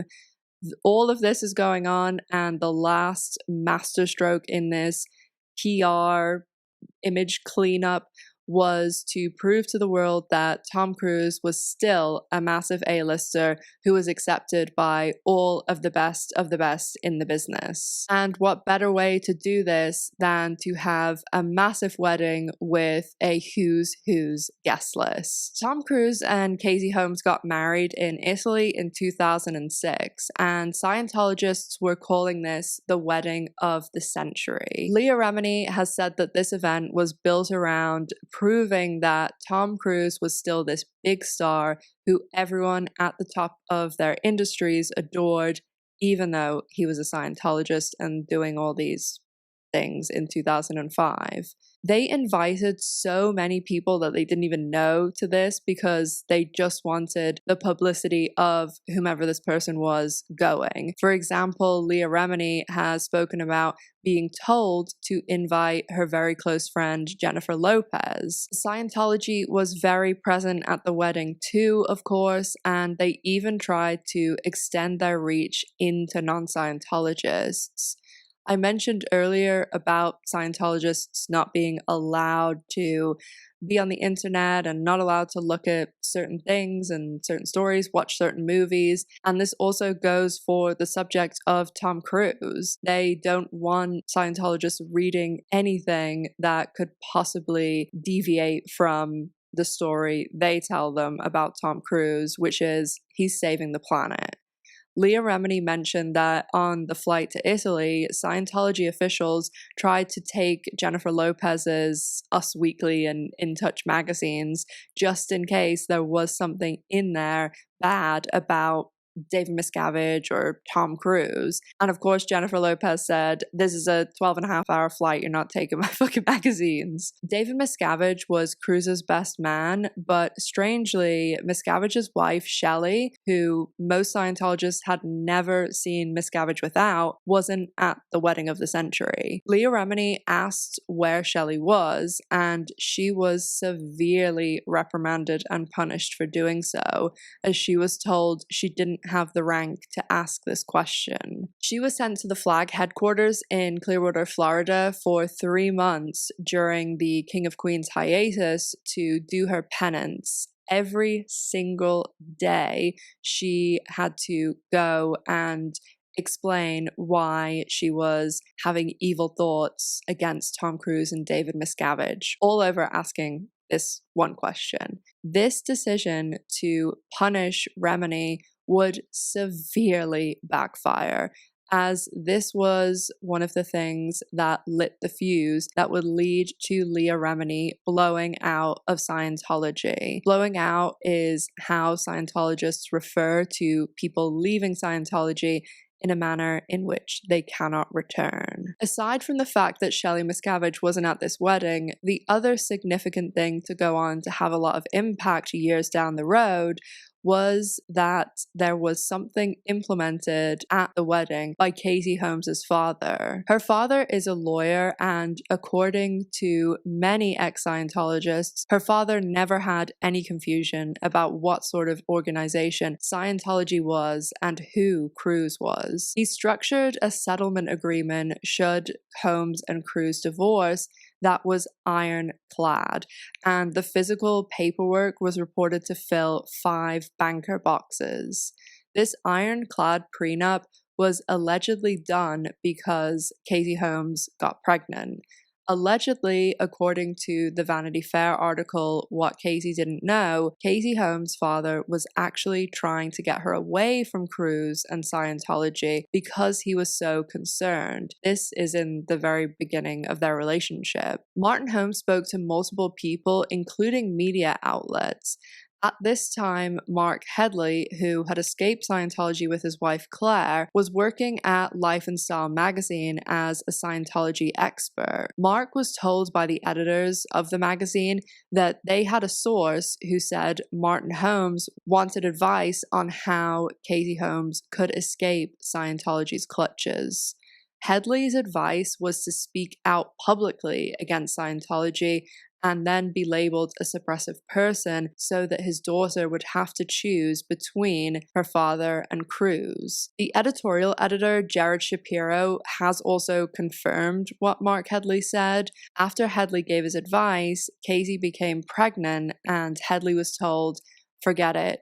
Martin Holmes is going to write a prenup and Casey will be taken care of. For the next 6 years, Tomcat was pumped out by the paparazzi shots. They were having their pictures taken constantly, and Tom Cruise's whole PR package plan was basically made up of two things. One, I am this macho action star doing these dangerous stunts, which, yes, it's cool to do your own stunts, but sets are incredibly safe places. I cannot tell you the amount of times that I have either been in or been talking to someone, joking with someone about the safety meetings that need to be held when there is a lit candle in a scene. Not even someone lighting a candle, just a candle being in a scene that's lit. You have to have a whole meeting and there has to be the whole, this is where the fire extinguisher is, and it's a whole thing. Working on sets is, especially big, huge productions like Universal and Paramount, it's extremely safe. And that's why when there is something that goes wrong on a set, it's huge news because it really doesn't happen on these huge productions very much. The other stuff pushed by his PR during this time, the second thing, is all of these staged pictures of him, Suri, and Casey. It was this, we are this perfect family, I am this wholesome husband and perfect father. I mean, there wasn't a grocery store magazine that didn't have Tomcat in it in 2006, 2007. I'd be willing to bet money on that. The vast majority of these staged pictures and a lot of the content in these grocery store magazines, a lot of that is done for money. The celebrities will do the pictures with their iPhone showing or their Coca-Cola can with the label perfectly turned around and they're being paid. It's like an influencer being sponsored. And of course, you know, none of it gets disclosed, just like a lot of influencers. But Tom Cruise, it's not about the money. And some of those people that are constantly doing the pap walks and things like that, they are trying to keep their name relevant because maybe they haven't worked for a while or they're trying to get cast in something.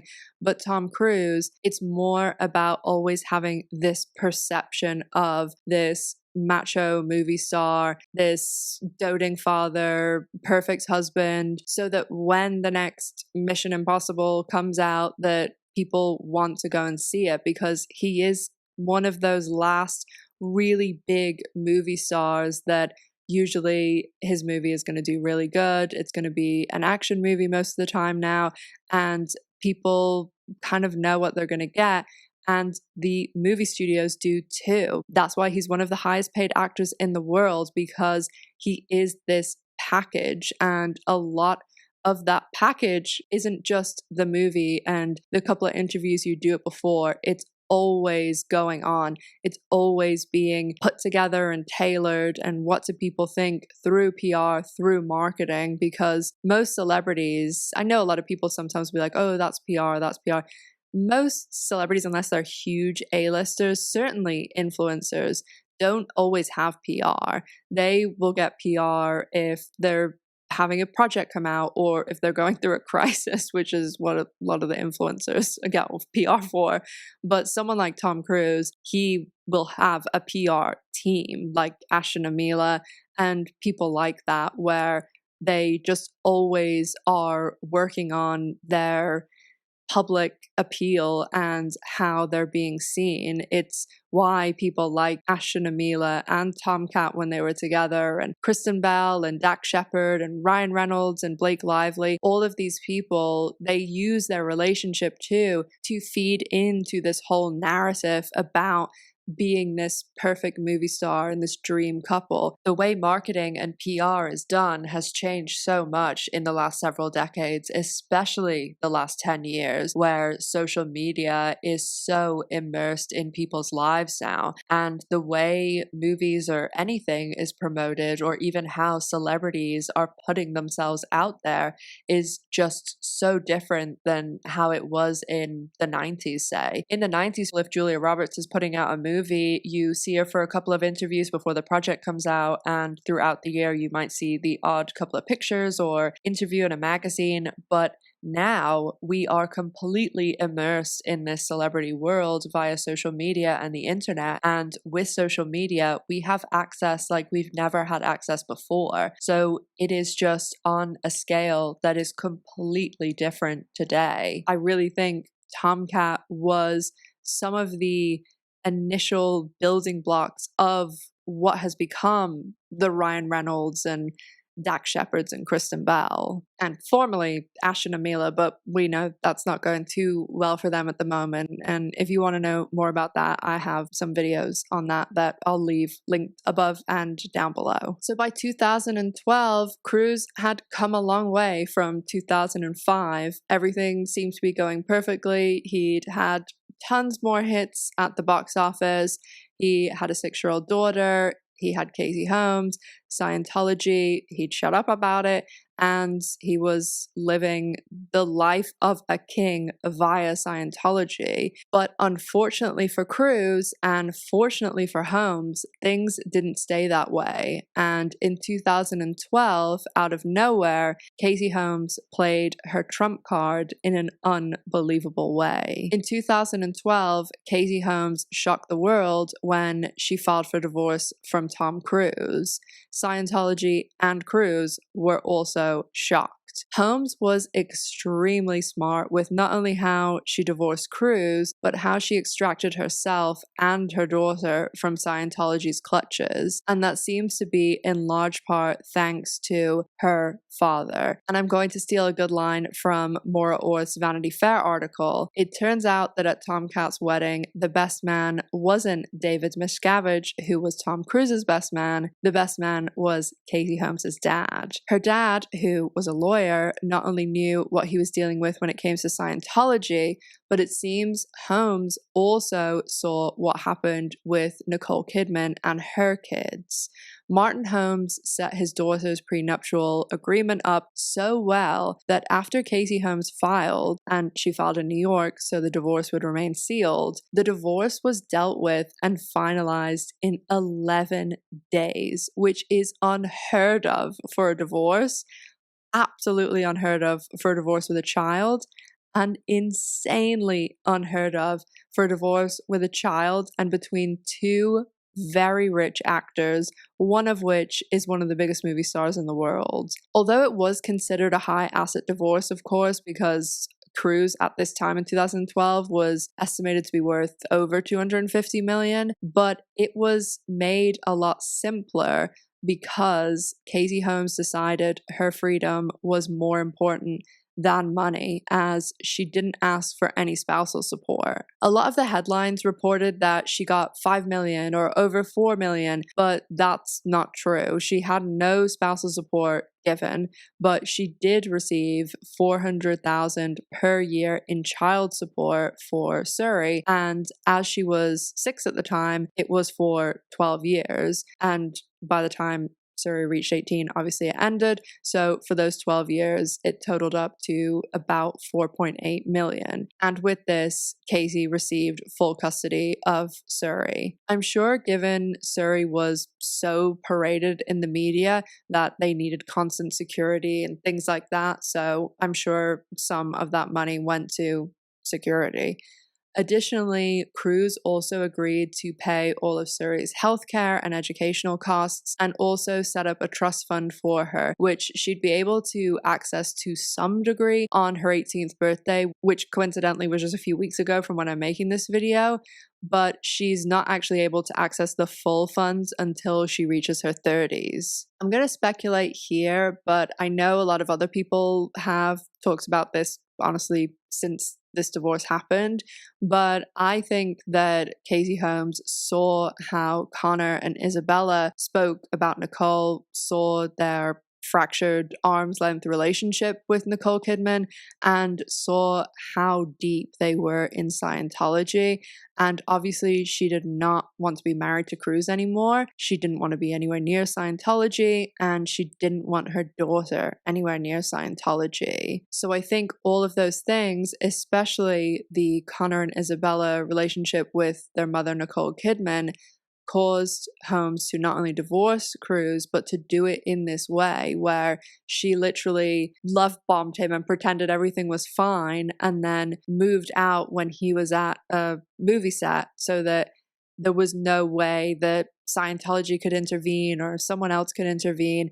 And his whole household, as I've said, is filled with Scientology people. That's all that works for him. So they maybe could have intervened in some other way. So she really did everything smart to completely extract herself and get out free. And honestly, we know that last part about wanting to get Suri away from Scientology is true because Tom Cruise admitted it himself. So it's the next day because last night when I finished recording this entire video, I had the rest of my footage corrupt from this point onwards. So I'm re-recording the last third-ish the next day. And I was hoping to post this tomorrow, Monday, the 11th of November. So if you see it on the 12th, then that's the reason why. Hopefully the 12th anyway. So as I was saying, Cruise actually admitted in a lawsuit that I don't really see a lot of people mentioning this, that he actually did say Casey Holmes, one of her main reasonings, if not the number one reason for her divorcing Cruise, was to get her daughter away from Scientology's grasp. This came out in a lawsuit because Cruise actually sued a pair of magazines that were jointly owned for $50 million. And one of these magazines was the aforementioned Life and Style, and the other one was In Touch. And they're both part of the Bauer Publishing Company. Cruise sued the magazines for printing stories saying that he had abandoned his daughter. And during this deposition, Cruise was asked by one of the magazine's attorneys whether one of the reasons Holmes left him was to, quote, protect Suri from Scientology. According to the transcripts of Cruise's September 9th, 2013 videotape deposition, he replied, quote, "Did she say that? That was one of the assertions, yes." This lawsuit was settled in November 2013, and the details were not made public. The lawsuit was pretty much settled exactly 1 year after their divorce, and during this first year, Cruise literally became the definition of a Disneyland dad, as he would literally pick Suri up once in a while and fly her in a helicopter and take her to Disney. And of course, all of this was highly documented in the media with lots of staged paparazzi pictures. Interestingly, after the divorce, Suri has not really been shown in the media. Of course, there's random pictures here and there that outlets will take from social media or from some schooling thing that she's a part of.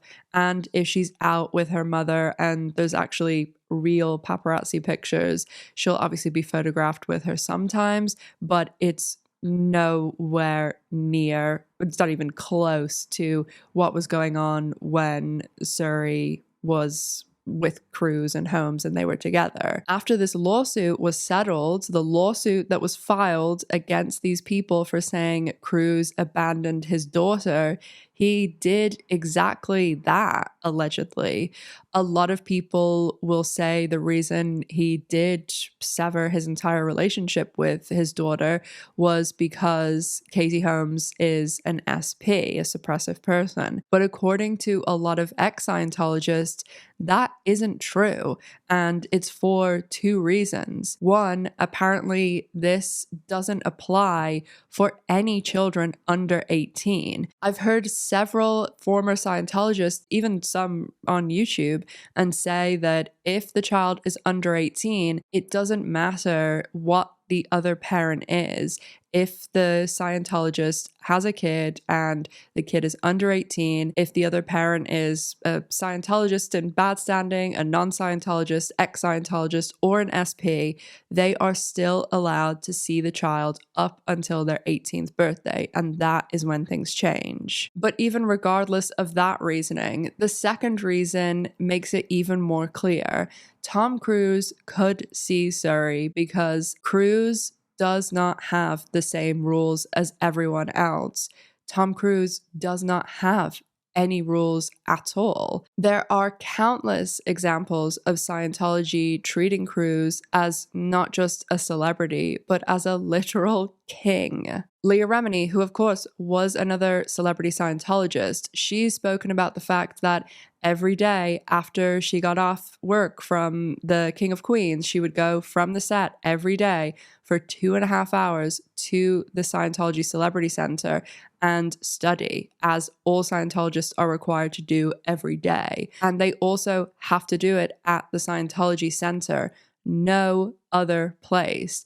But there's exceptions for Tom Cruise. And there's countless other examples of this. There's a video in the sources of Leah's that's called What Scientology Did for Jim Carrey, Will Smith, and Tom Cruise. And it's really a video that she goes over a lot of these exceptions and how Tom Cruise is never going to leave Scientology because he's not just treated like an A-list celebrity. He is treated like a king, and he would just never get that anywhere else. And why would he leave when his life is perfect and it is just feeding in to his ego in this way that nothing else and no one else ever could? There's been so many examples of this over the years, with members of the Sea Organization working at Tom Cruise's hangar, for example, doing massive upgrades and renovations at no cost to Tom Cruise, but yes, using tax-exempt dollars from Scientology. And the way that they justify this, the way David Miscavige justifies this, is Tom is representing Scientology. And so these expenses are justified in their mind because if Tom doesn't look good, then Scientology doesn't look good. That's Right. right. And if Scientology Tom's doesn't look not good, happy, he's not going to be out there promoting Scientology as or the recruiting, greatest disseminator of Scientology in the history of the universe. The And bottom line is, according to all the ex-Scientologists, is that Tom Cruise was the one to decide not to have a relationship with his daughter. It wasn't Scientology stopping him. He was never seen again with his daughter. And when she turned 18 just last month, she actually dropped the last name Cruise, and she's now using her mother's middle name as her last name. So we're going to move on to the other celebrities in Scientology and also the celebrities that Tom Cruise has tried to bring into Scientology. But I do just want to make a kind of prediction. And if you watch this channel frequently, you know I make a lot of predictions. I'm riding high after my last one because in my Ashton and Mila video, I said Sean Combs was going to be arrested very soon. And I posted that video, and one day later, Diddy was arrested. But this one, I'm not too sure what the reasoning is, but I just know that I think something is coming. I wanted to shout out my friend Evelyn Dar, as I wouldn't have probably seen this article, as this is in one of the like grocery store magazines, and I don't usually use those as sources unless it's for like a relationship timeline or a specific quote, just because so much of it is PR fluff or lies from celebrities. So the article is in Touch that I want to reference, and it's called Tom Cruise is Living Like a Working Class Actor, Bankrolling Scientology. Honestly, I think everything we've spoken about in this video, it's clear to see that There is no way on earth, in my opinion, Tom Cruise is living like anything working class. Does Tom Cruise donate millions of dollars to Scientology? Absolutely. It's whale donors like Cruise and like the Nancy Cartwrights from The Simpsons that are bankrolling Scientology and keeping it so rich. But as I've said several times, Tom Cruise doesn't live like a celebrity. He lives like a king. He is saluted by the entire staff at a property when he is arriving. He lives in the absolute lap of luxury that is supported and staffed by Scientology and their tax-exempt money. And to even suggest working class, do they really think people are going to buy this? I have no idea why they are putting this out. Usually things like this start coming out because it's either damage control, and that would be what Ashton and Mila have been doing over the past couple of months with putting their kids out in the press, because they've always said they would never show their kids' faces, never talk about their kids, never put them out there because their kids' privacy wasn't theirs to give away. They said that even before their kids were born. But now they're taking their kids to all these huge events and splashing their faces everywhere and saying, meet Ashton and Mila's kids, because they're trying to make people forget they wrote character letters trying to get a lesser sentence for Ashton's best friend, Danny Masterson, the Scientologist serial rapist. And they're also trying to distract from the fact that Ashton Kutcher was also besties with Diddy. There isn't really anything right now that would need damage control. There was a lot of talk around Suri and Cruise not seeing her, and would he see her because she did just turn 18.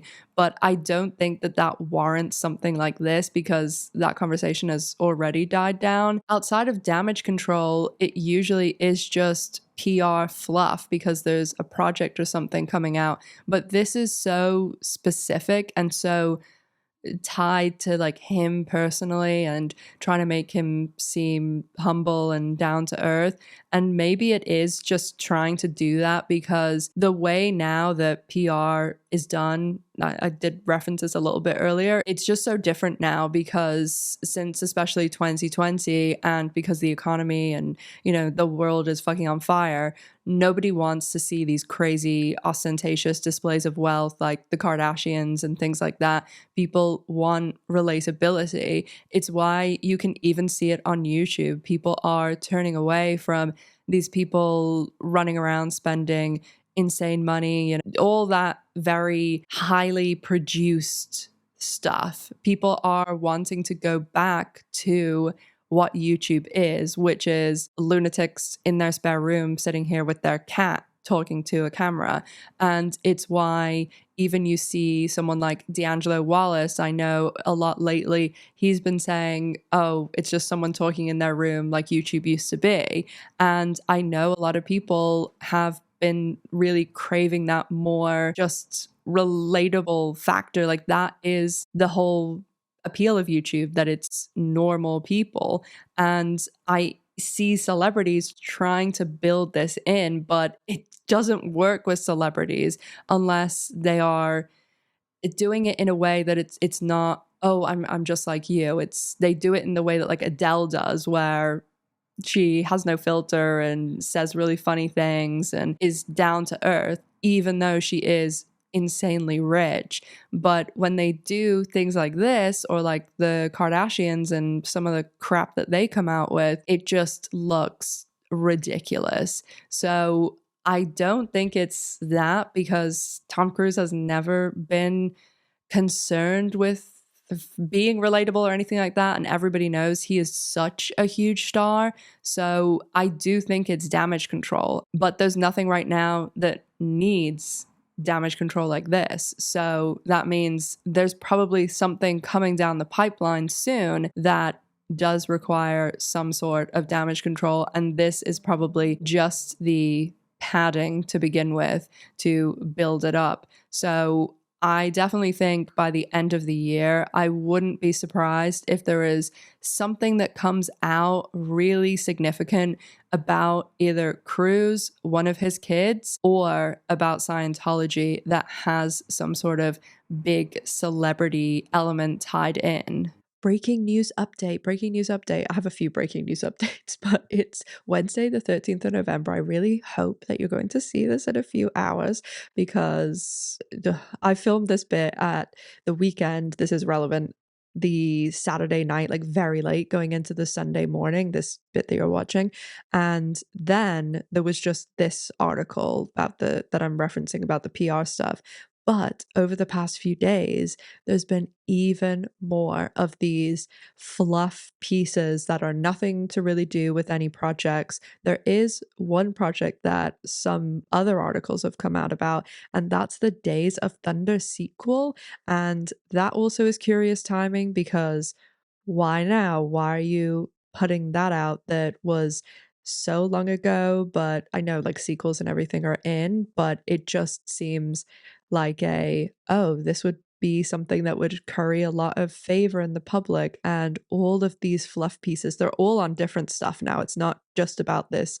He's living like a working class actor, but they are just the classic signs of PR, something's coming.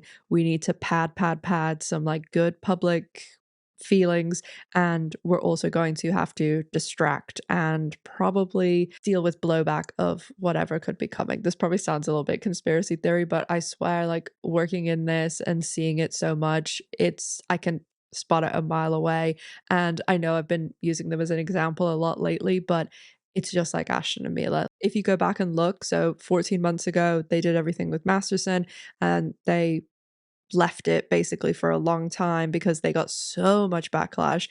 And then since about April, May, they've been putting out all this fluff, all this garbage, all this stuff about their kids and just like trying to get those relatable factors, those good public interests, talking about that 70s show in Ukraine, things that they never talked about before and like actively said, I don't want to talk about this because they're just trying to build up that goodwill, and especially Ashton and Mila with everything that's going on with Diddy as well as Masterson.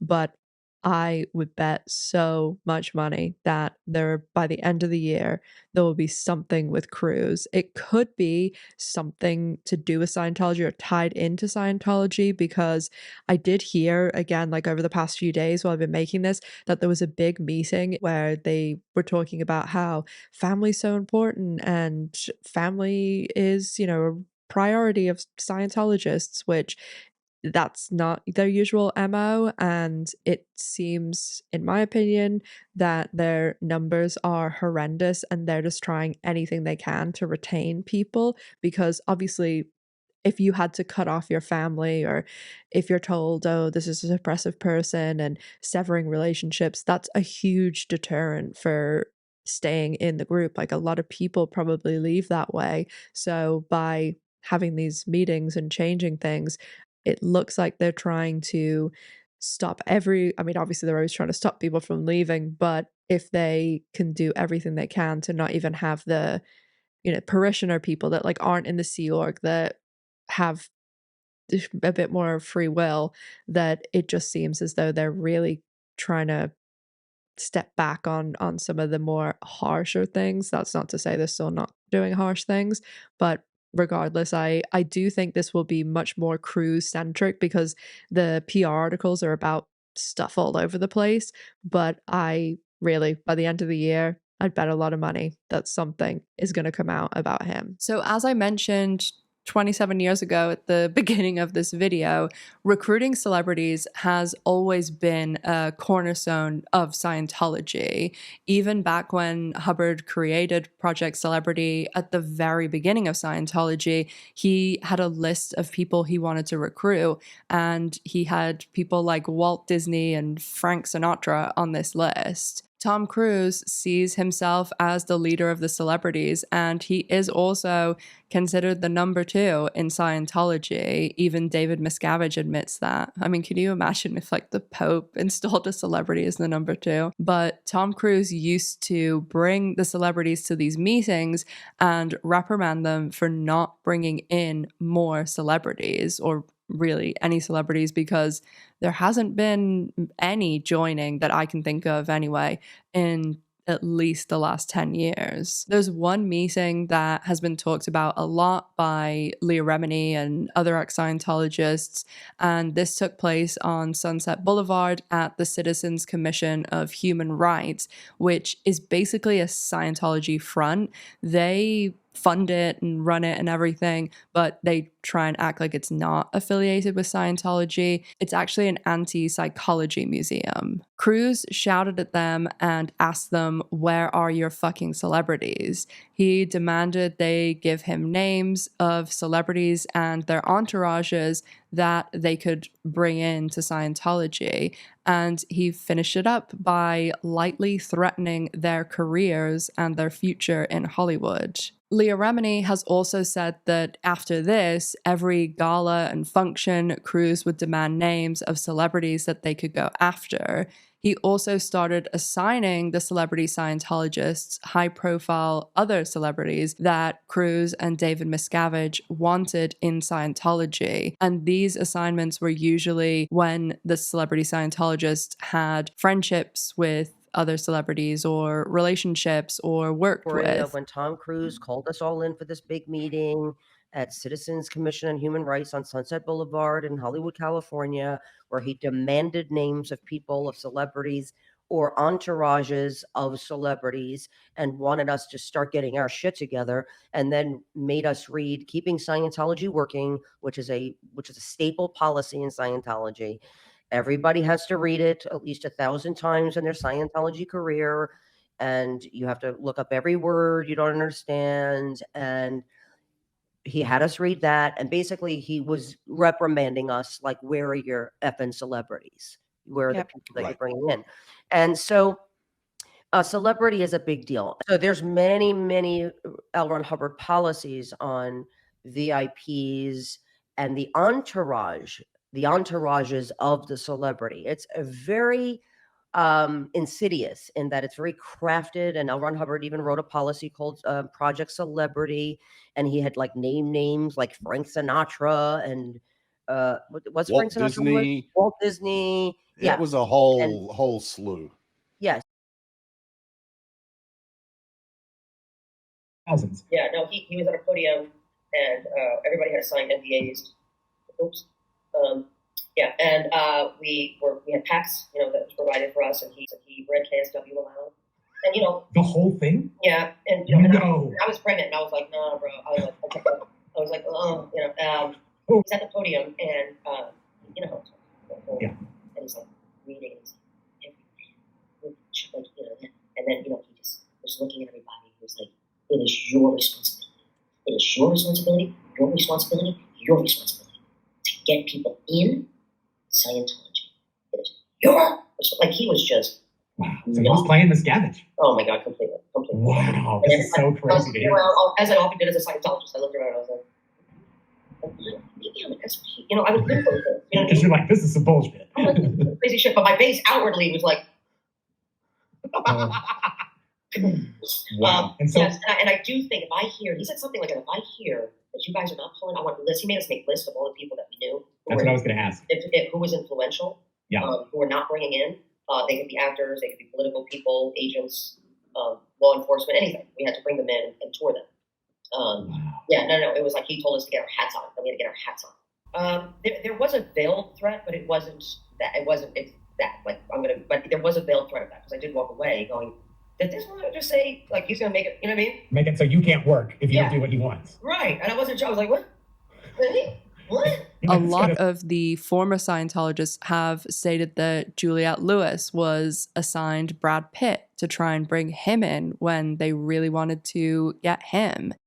Jim Carrey was also a target multiple times in the mid-2000s. When Cruise and Casey Holmes were getting married, Carrey, obviously, he's been a big star for a long time. He was dating Jenny McCarthy, and their in was that Leah Remini was good friends with Jenny McCarthy. I mentioned earlier that a lot of the time they ran into an issue with celebrities that celebrities had taken meds or they'd been to a psychiatrist or therapist. So Jim Carrey was one of the celebrities that they were trying to find these loopholes and workarounds to this Hubbard policy where they weren't allowed to be audited if they'd taken meds or they'd been to a psychiatrist. It concerns Jim Carrey, the actor Jim Carrey, and for whatever reason, he became a target for Scientology, trying to recruit him. So Jenny McCarthy was dating Jim Carrey. Yes. And Jenny and I were friends at the time. And we still are. I'm not saying we were. I didn't want to make that impression. But meaning back then, meaning we were all at Tom Cruise and Katie's wedding, and Jim Carrey was there with Jenny McCarthy. But that's Jim Carrey and Jenny McCarthy when they were a pair. Yeah, and I know that he also dated a Scientologist. Subsequently, yeah. Just like with J-Lo, where Cruise didn't know her and Leah was instructed to invite her to the wedding, it was the same thing with Carrey. But they did actually have another shot at Carrey when their efforts failed because Carrey would go on to date a Scientologist. Unfortunately, it's a very tragic situation that happened with the woman that Carrey dated, so I don't really want to go into a lot of detail there as she's not a public figure or anything like that, and she did pass away. One of the biggest targets that Cruise had was David and Victoria Beckham, and there was hundreds of thousands, if not millions, of tax-exempt money trying to lure them into Scientology. But Cruise didn't want to do this alone, and he brought in another A-lister, a massive star, who everyone but himself says is a Scientologist, and this was Will Smith. Will and Jada Smith are allegedly Scientologists, and many ex-Scientologists have confirmed that they were told this many times by David Miscavige. Cruise and Smith were allegedly trying to recruit the Beckhams when David Beckham moved to playing for the LA Galaxy in 2007. I do actually remember this happening because I thought it was like really cool that he was going to the US and I wanted to go to a game, and he was in the press a lot with Tom Cruise and Katie Holmes. And I'm pretty sure I even had the thought when I started to see like all these pictures coming out of them being like friends. And I wonder if I can find it. If I can, I'll put it in here. But there was an article that is sticking in my mind that was talking about them like doing dinner parties together or something. And I remember thinking, oh my God, they're trying to recruit them into Scientology, which, surprise, that was true. Yeah, I didn't know this. So then the order came to build a soccer field at Gold Bates. Leah, there is a professional grade, or it used to be, professional grade soccer field built at Golden Era. It used to be David Beckham. For David Beckham. It used to be idea. There was a soccer pitch there for quote Sea Org Day, and it was just literally a square piece of old dirt with no. I'm just shocked to hear that they went so they were so sure that, again, this was all the way to lure the Beckhams in, was to build this professional soccer field for him at Gold Bates, so that he can then stay there and he could become indoctrinated like the Smiths were, like they've attempted with other celebrities. I mean, I didn't know that. Exactly. Yes. Yeah. And to be clear, and members, like normal members of civilian Scientologists, I should say, are not allowed to go to that property. They're not even allowed to know where it's physically located. So this was absolutely 100% an extreme exception just for David Beckham with the intention of luring him in. Right. And everybody at Gold, Leah, knew you're not allowed to go mess on that pitch.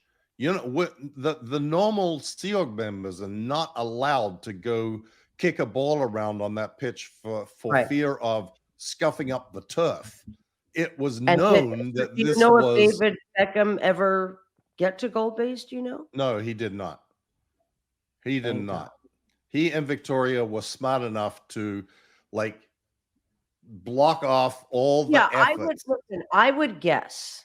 This is just me guessing and speculating that maybe they had gone through a hard time, and Tom used that, as we all did, as an in to say that Scientology can help you with that.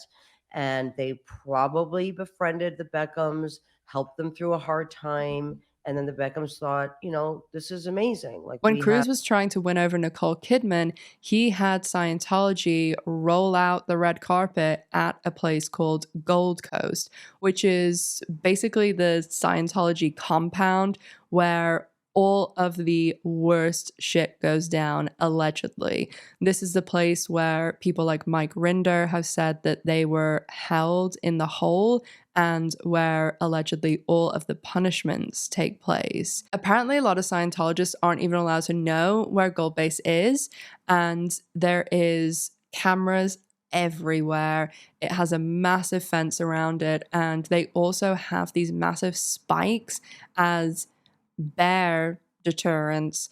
But the problem is, if this is the fence and I'm the Scientology Center, the spikes are facing in. So they're stopping something getting out. They're not stopping things getting in. So are the bears in there, or are they stopping something else or someone else getting out? So when Cruise was bringing Nicole Kidman here, this is where they all line up around the whole facility and salute Cruise.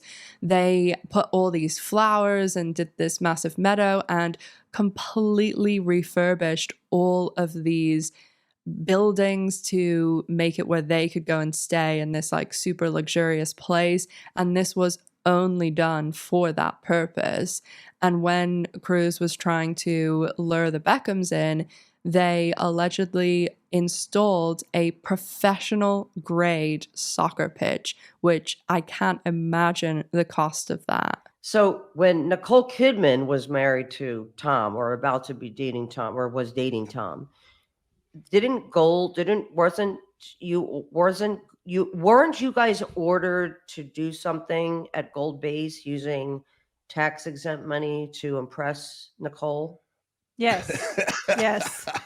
Something. I mean, that was frequently. Yeah. So this was right before I got there, but I've heard it said many, many times that massive renovations were done. This whole meadow was created with flowers, and the buildings where Tom and Nicole were going to be staying were completely renovated just for that purpose. And again, if you're American, remember, this is your tax money at work, because Scientology is funding this with their tax-exempt money. Thankfully, the Beckhams were smart enough to not go to this base, and I think their friendship with Cruise was pretty short-lived. I don't remember ever seeing anything recently, or in the last 10 years probably, about them being friends. I could be mistaken, but I'll definitely have another look just to be sure, but that's what I assume. Okay, our second breaking news update. Well, it's not really breaking news, this one. It's just an update on things I've found. I went looking for the article I referenced about the Beckhams, and I was remembering dinner party something, but it was just a party that David Beckham, when he moved to the LA Galaxy, Will Smith and Tom Cruise threw this like massive party for him. And if you look at all the Getty images and stuff of people who were going, it was all people like Demi Moore and Ashton Kutcher and all these Scientology they're not, I know like Ash and Mila aren't Scientologists, but all their friends are Scientologists. All the people who work for them are Scientologists. They go to the Scientology Celebrity Center at Christmas and went every year for years. I mean, I think that if you're going somewhere like consistently like that, like every year for Christmas, that means that you're at least like associated pretty heavily with it. Eva Longoria is like that too. I'm sure you noticed earlier when I was talking about the New York detox program, she was at it, speaking at it, and since I've been like pulling stuff like B-roll and pictures and things, Eva Longoria goes to a lot of Scientology events. But anyway, when this party took place, as I said, it was like 2007, and it seemed 2007 to about 2011 they all seem to be really good friends. Tom Cruise and the Beckhams and Will and Jada Smith, all of them. And then there was articles from like around 2019 that started talking about, oh, David Beckham and Victoria distanced themselves from Tom Cruise because he was wanting them to join Scientology. And there was dozens and dozens of these articles. But then there was articles from 2023 that basically were like, oh, Tom Cruise is friends again with the Beckhams, and they all again referenced the Beckhams distanced themselves because they didn't want to be involved with Scientology. And then Tom Cruise went to Victoria Beckham's party, her 50th last year, and apparently, according to a lot of these articles, he made a fool of himself. I don't know that. I'm just reading it in articles. No one's told me that. And then there also is then all these other articles from basically now saying how Cruise has been kind of harassing them to be friends again, and they supposedly are trying to keep him at arm's length. A lot of these articles mentioning them are in this whole PR thing that seems to be coming out right now. So I wonder if that is just something that's being pushed out to again just generate a lot of fluff and a lot of content out there about people that have generally pretty good reputations, especially because they had that whole documentary and everything come out. And I know people actually thought that they were going to reference their friendship breakup with Cruise and like how he was trying to get them involved in Scientology in the documentary, but of course I didn't think they would, because I think that would be too controversial. But anyway, I just wanted to say there's definitely something going on there too, because there's just so many articles based on nothing. So maybe if our little prediction does come true, there'll be something going on there too. Will Smith and Jada Pinkett Smith are a different story though, as countless ex-Scientologists have spoken about both of them being members, and they even started a school that was completely built around the teaching of Hubbard and Scientology.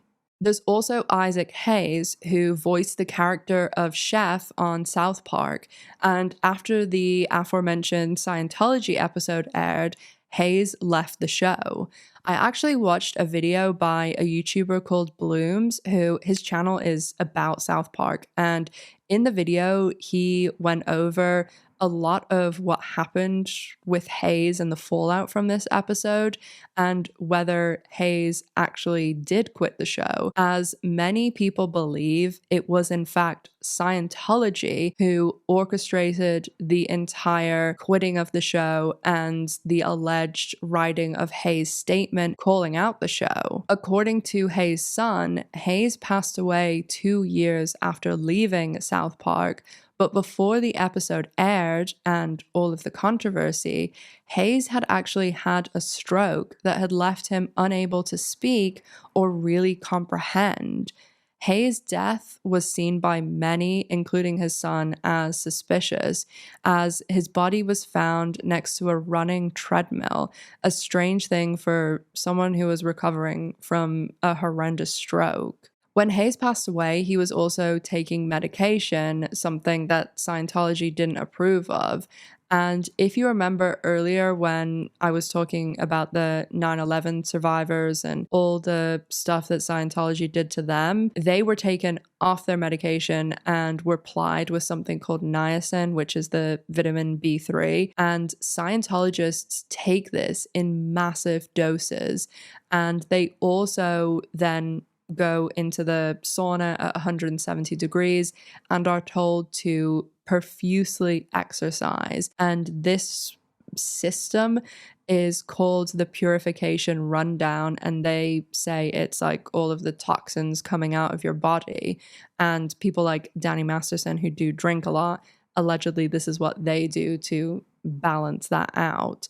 And Hayes was actually found with a huge amount of niacin in his system. The other main controversies with the South Park episode was because Cruise was so furious after the episode aired, he allegedly threatened to not promote the next Mission Impossible movie, as South Park airs on Comedy Central, and that's owned by Paramount, who make the Mission Impossible franchise. Although Cruise denies having anything to do with threatening to pull down the episode, when asked about it, he said, "I'm basically too busy to care about what other people are saying about me."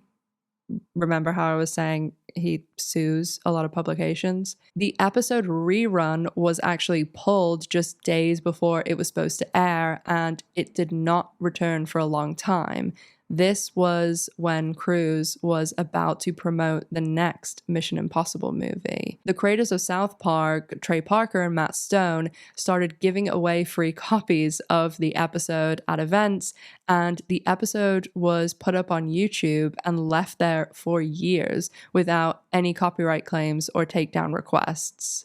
There's also celebrities that are lifelong Scientologists, but their Scientology-ness isn't really spoken about that much, because I think this has to do with, at the height of their fame, the whole celebrities in Scientology have gone the path of, we're not going to say anything because of everything that happened with Cruise and because of how much now is known about Scientology.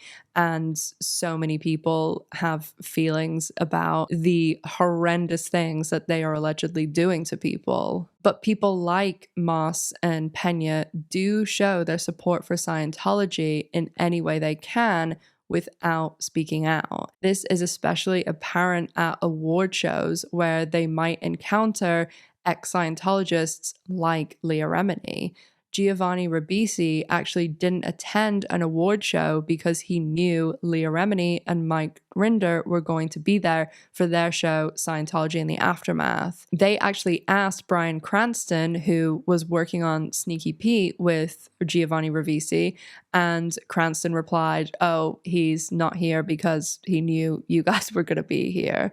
I love Bryan Cranston. But sometimes they don't want to completely boycott because their nominee didn't have a good chance of winning, like Elisabeth Moss at the Emmys in 2017. As the presenters were walking on stage to announce the nominations and winner in the category that Leah and Mike's show was nominated in, Elisabeth Moss left the ceremony for the entirety of the category, as I think she could not risk sitting there and having to applaud the nominations, and even worse, applaud Leah and Mike Rinder winning an Emmy for their series Scientology and the Aftermath that calls out Scientology, and they did win. So she left when the category is being announced.